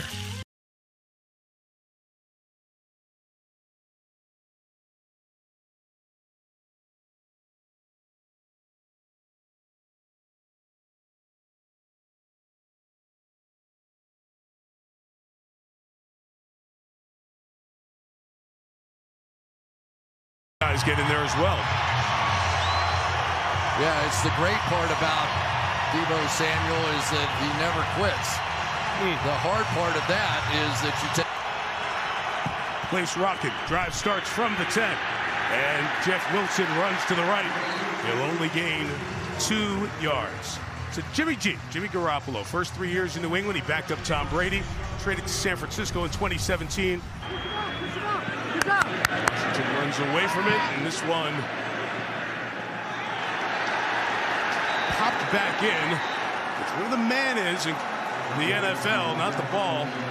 And he did stay off the line and keep it alive, so it's at the 1. So think about the play in basketball where you can jump out of bounds and push it back across the line. That's exactly what we're talking about. Did his feet leave? I assume that ball didn't hit that line. Yeah, that's what I was looking at. Did his feet leave before and it didn't touch down? Everything looks good as long as that. You see the long snapper in there. Did the ball hit the line? That would be my question. That was the first one, yep. Tabor Pepper, the long snapper, kind of tipped it back so Ross Dwelly could get there. Let's look here. That is right. Ooh. Come on, Terry. That's why you get the big bucks, man. I don't see it clear and obvious that it hit the line. It may have, but there's not a shot yet that tells me it has. Conclusively. Yeah, Terry, a sensational play by the 49ers special teams, pinning them all the way back at the 1. Let's see, are the Broncos going to challenge this? They have. I see the red flag over there.